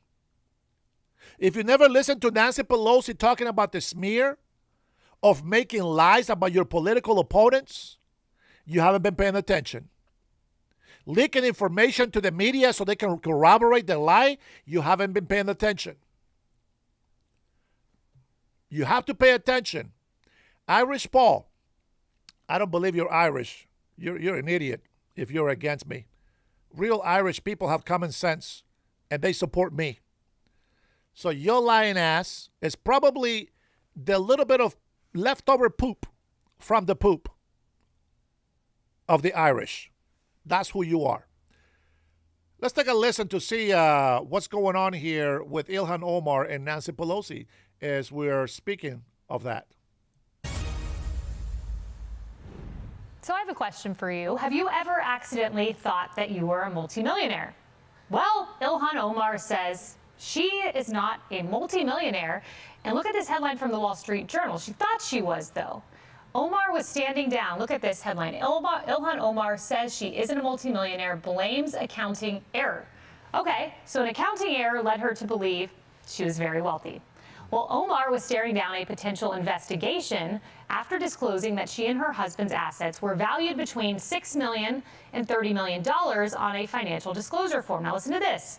That was an astronomical increase in wealth from her last disclosure, but she has since amended her filing, now saying that her assets are valued between $18,004 to $95,000. So 6 to 30 million to under 100,000. How in the world does that happen? Well, according to the Wall Street Journal, quote, aides said that Omar looked at the form before it was filed in 2025, but that the error did not jump off the page for her because she isn't involved with her husband's businesses. Okay, wow. But you know who is a proud millionaire? Former House Speaker Nancy Pelosi, and she might be tired of making money. She's claiming to have always supported a bill to ban members of Congress from stock trading. Speaker Pelosi, do you support the Trust in Congress Act, the bipartisan bill from Representatives Spanberger and Roy that would ban members of Congress from trading individual stocks or require them to place their assets in a blind trust? And if not, why not? Well, I think it's a new bill now because Spanberger's They initially, but it's a new bill.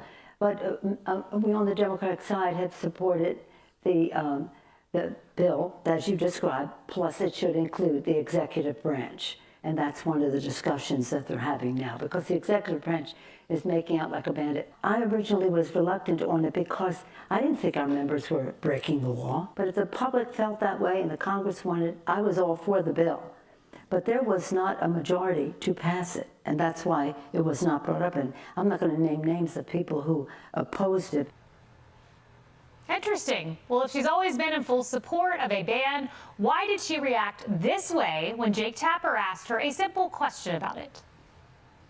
Let me just read what he said. I'm sorry that we had some sort of technical issue. Nancy Pelosi became rich. Why do you have to read that? We're here to talk about the 60th anniversary of Medicaid. That's what I agreed to come to talk about. But I wanted what that means in the election. I wanted to give you a chance just to respond. He accused you of insider trading. What's your response to that? That's ridiculous. In fact, I very much support the trading of members of Congress. Not that I think anybody's doing anything wrong. If they are prosecuted and they go to jail. But because of the confidence it instills in the American people, don't worry about this. Well, maybe because Nancy Pelosi and her husband, Paul, have reportedly raked in over $130 million in stock profits over the course of her congressional career. Must be nice. Follow the Pelosi stocks. Joining me now, Republican Congressman Tim Burchett from Tennessee, who wants to stop all of this. When you look at this, I want to pull up this headline, and you have been on this, you have been trying to stop this for a long time. New York Post, Nancy Pelosi made $130 million in stock profits during Congress career, a return of 16,930%. Tell me about your plan to stop it. It sounds like Nancy Pelosi has been in lockstep with you. Oh, yeah, right. I'll sell you the dome off the Capitol, too. Thank you for having me on, ma'am. No, this is just a bait and switch, ma'am. The bill that's circulating right now allows you to keep your stocks, and you just can't buy anymore. So if you got a $30 million portfolio, dadgummit, of course you're gonna enhance it by the way you vote.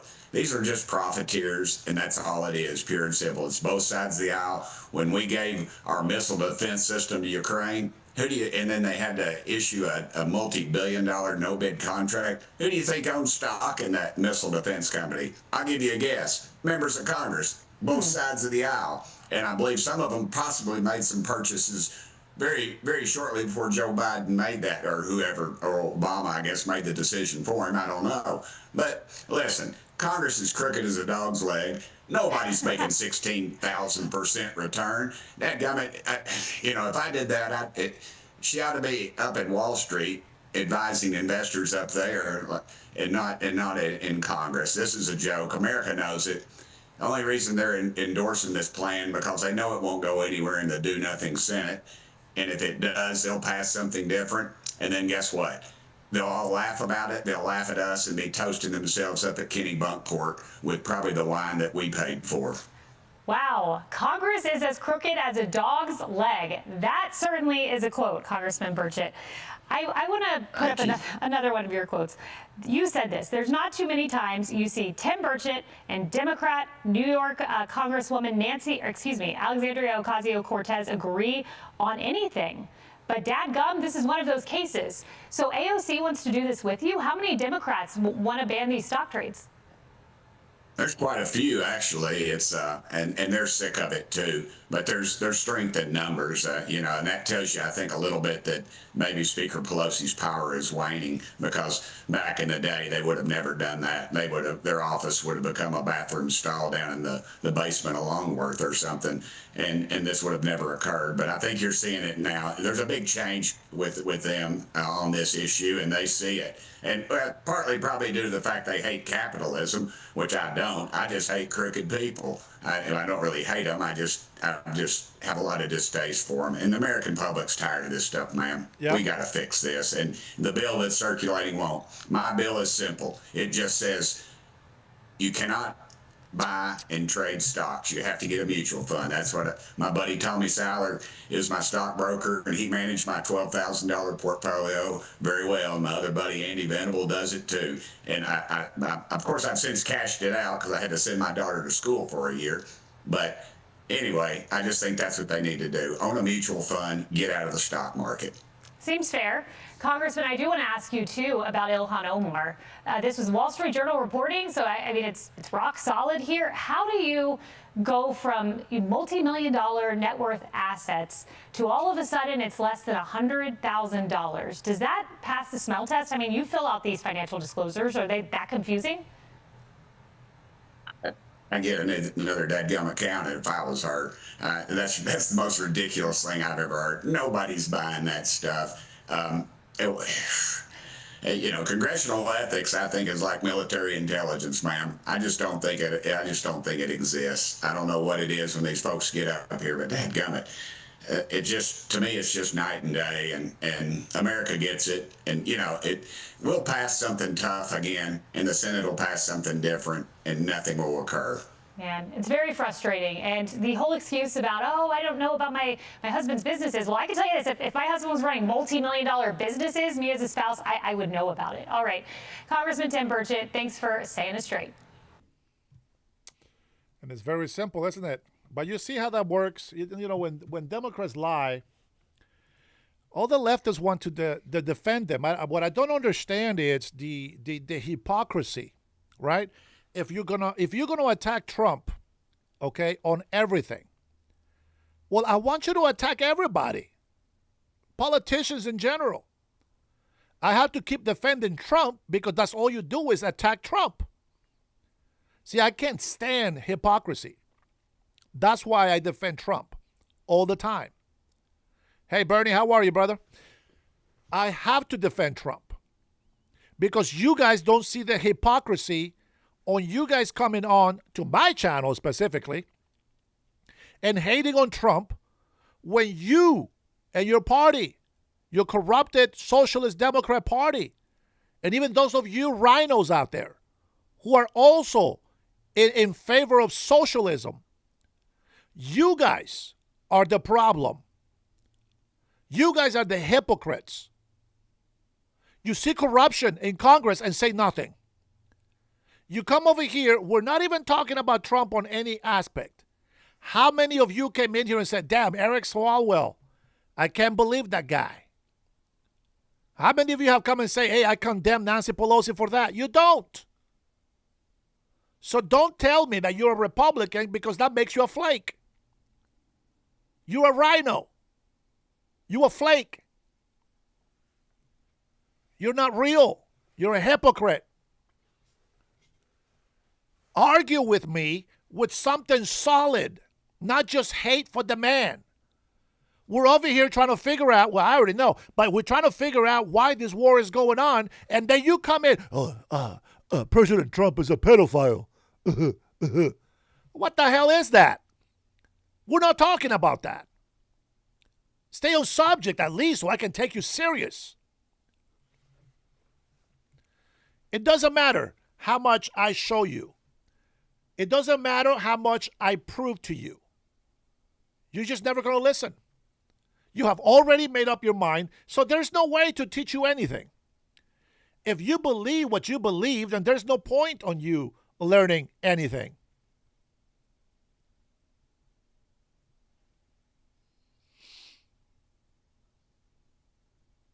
Unbelievable. I have one more clip that I want to share here with you. Well, here's Live Nation sharing a clip. Let's take a look at this.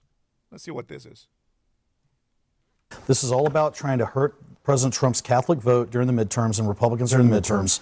If you look at play out the dots here, David Axelrod goes and visits. Oh my God, the arrogance of this. There's a billion Catholics in the world. They're all worried about Trump's election in the midterms. Clearly striking a chord here. Let's let him finish the thought. David Axelrod goes and visits Pope Leo last week. They're talking about Obama going to visit Pope Leo. Pope Leo's from Chicago. All of a sudden, now Pope Leo is out attacking Trump and the policies of the United States and Israel. In a much more forceful way. You have three cardinals. You guys got to hear the crowd and how loud they get when Bill Maher calls out the left for all of a sudden only loving and agreeing with the Pope because the Pope says stuff about Donald Trump and being mad at President Trump, right? So I'm going to break down everything that basically has to do with the Pope and what Trump has been talking about.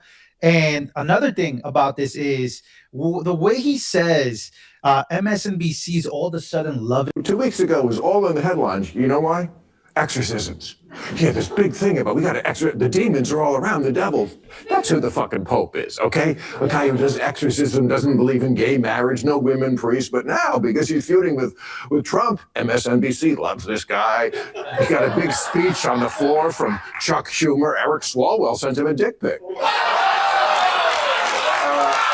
I love hypocrites. Okay, so again.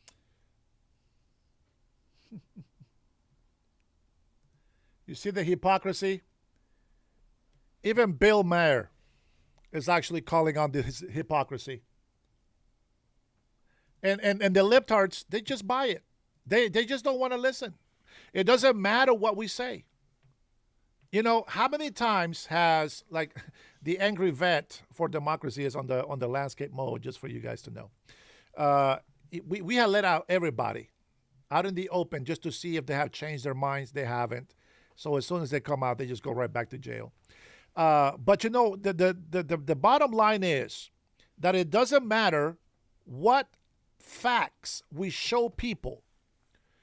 If they are in the hate for Trump, listen, here's some good news for the angry vet for democracy and all the vets that are on the libtard side of politics. President Trump just signed an executive order where you can get some real good meds to be back on track and come back to society with a healthy mind. Hopefully then you will see what we're talking about. I just want to share that. Just want to share that. With that being said, there is a speech from President Trump at Turning Point USA, but lucky for my libtard side over here, we are going to go ahead and skip. Here we go. Pelosi, it's on the spotlight. I don't know. You know what? That was 3 days ago. We're not even going to worry about.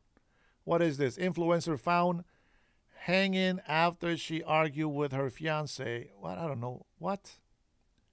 I don't know what that is, but we're not going to touch that. Let me see. What else? Where was it? I had a clip that I wanted to show you. Doggone it. Let me see if I can search it, because they don't want to come back. Oh, there's a full speech about Starmer, but he doesn't deserve my time. Let's see. Here's a little clip that Dave Rubin shared on his channel. Let's take a listen to this.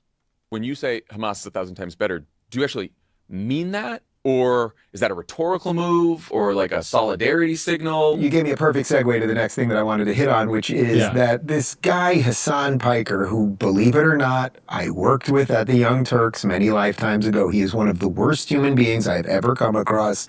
He is a multi-millionaire communist, quasi-Islamist who is telling his kids, and it's kids that are watching him on Twitch, literally how to build suicide drones, that 9/11 was good, that Hamas is good, that he has nothing. He walked the streets of China and said he has nothing to be proud of as an American.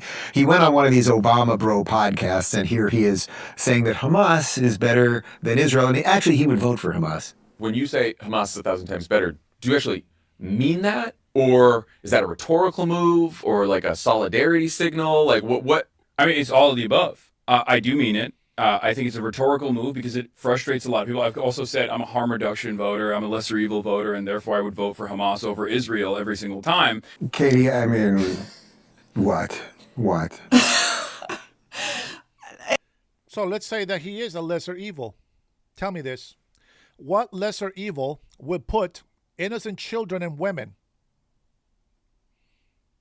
on military targets? What lesser evil would indoctrinate their innocent children into hating Israel or other people like the United States of America? What lesser evil will choose death to America? What lesser evil worships death and wants to annihilate everybody else except Muslims? What lesser evil is he talking about? This is the same guy. Yeah, this is the same guy, bro, that said we deserve 9/11. This is the same guy that says Israel deserves October 7th. This is the guy that says he'd rather vote for Hamas than Israel. And what is the one thing that we always get from the leftist? Israel is the problem. Israel is the problem. Tucker Carlson. Israel is telling Trump what to do. Israel is in charge of this war. We are fighting for Israel. None of these nincompoops know the truth if it hit them in the face. I don't get it. Yeah, let's talk about Benghazi. Let's not talk about Benghazi.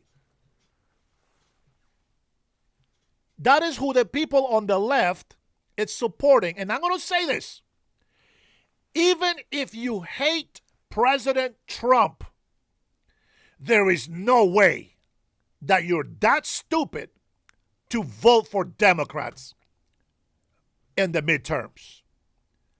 There is no way that you are that stupid that don't realize that Democrats don't care about American citizens. There is no way that you are that stupid to not see what's happening right before your own eyes. If you agree, there is no way that you're that stupid. If you vote for Democrats in the midterms, welcome to your blue wave and to your doom. The rest of us will keep fighting for the truth. But I'm going to tell you, you can call me all you want, but I am not a liar, and I love this country.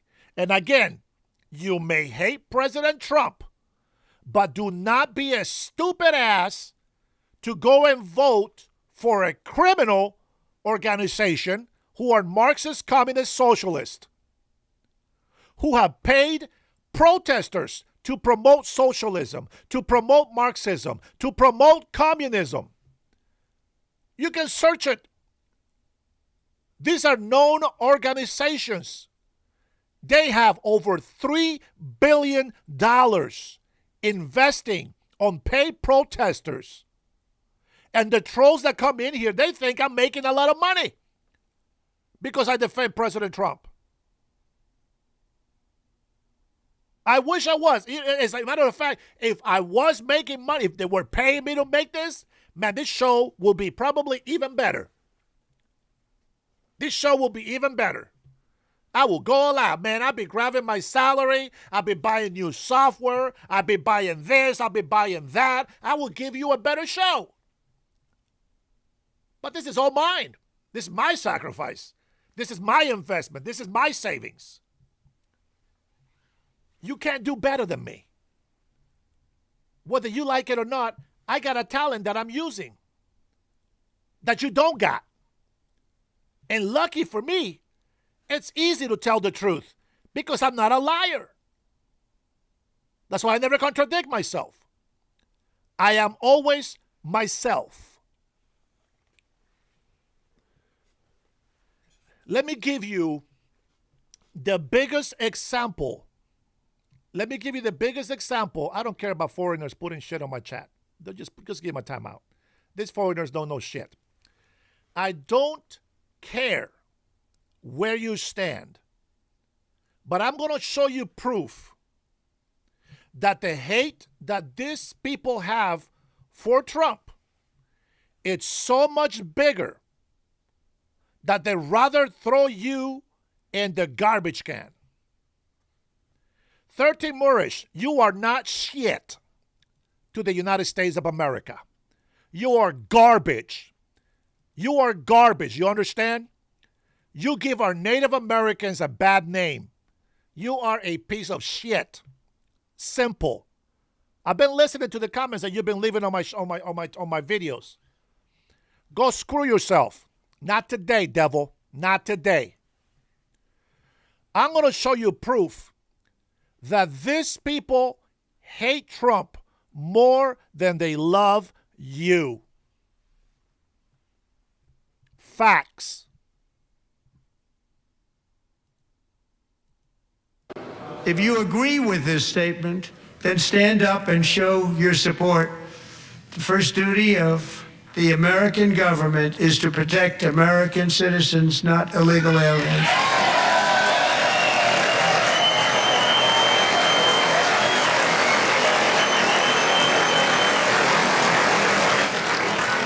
Isn't that a shame? You should be ashamed of yourself not standing up. You should be ashamed of yourself. That is why I'm also asking you to end deadly sanctuary cities that protect the criminals and enact serious penalties for public officials who block the removal of criminal aliens. In many cases, drug lords, murderers all over our country, they're blocking the removal of these people out of our country, and you should be ashamed of yourself.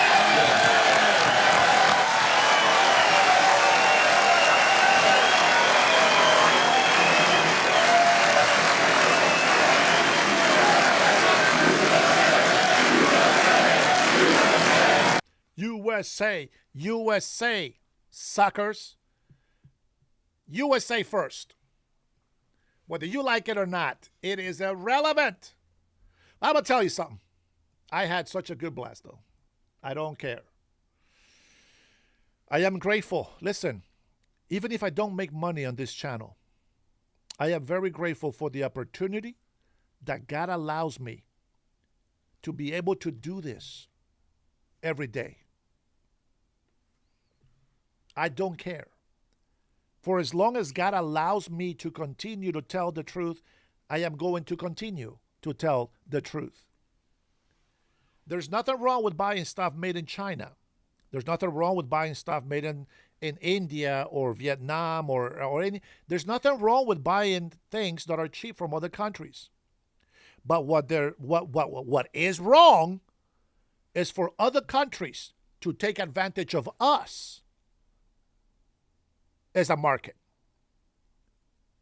As long as we, the United States of America, is making money on trades and trades are fair, I'm all for trade. It's all about trade. We can buy cheap equipment, gear, clothing. We can do that. But it has to be fair. If it is fair, I'm okay with it. By the way, Bangladesh, right here, not China. But nice try. I think it was a good effort to try to insult me. There's nothing wrong with trading in the world.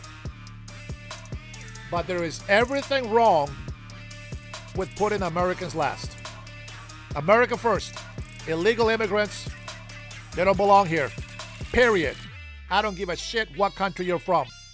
You don't love the United States of America enough to respect it and respect the laws and wait patiently to be able to come here legally, you don't belong in this country. For all of my patriots, all of my members, all of you who support me, thank you so much for being here with me. I appreciate all of you guys, man.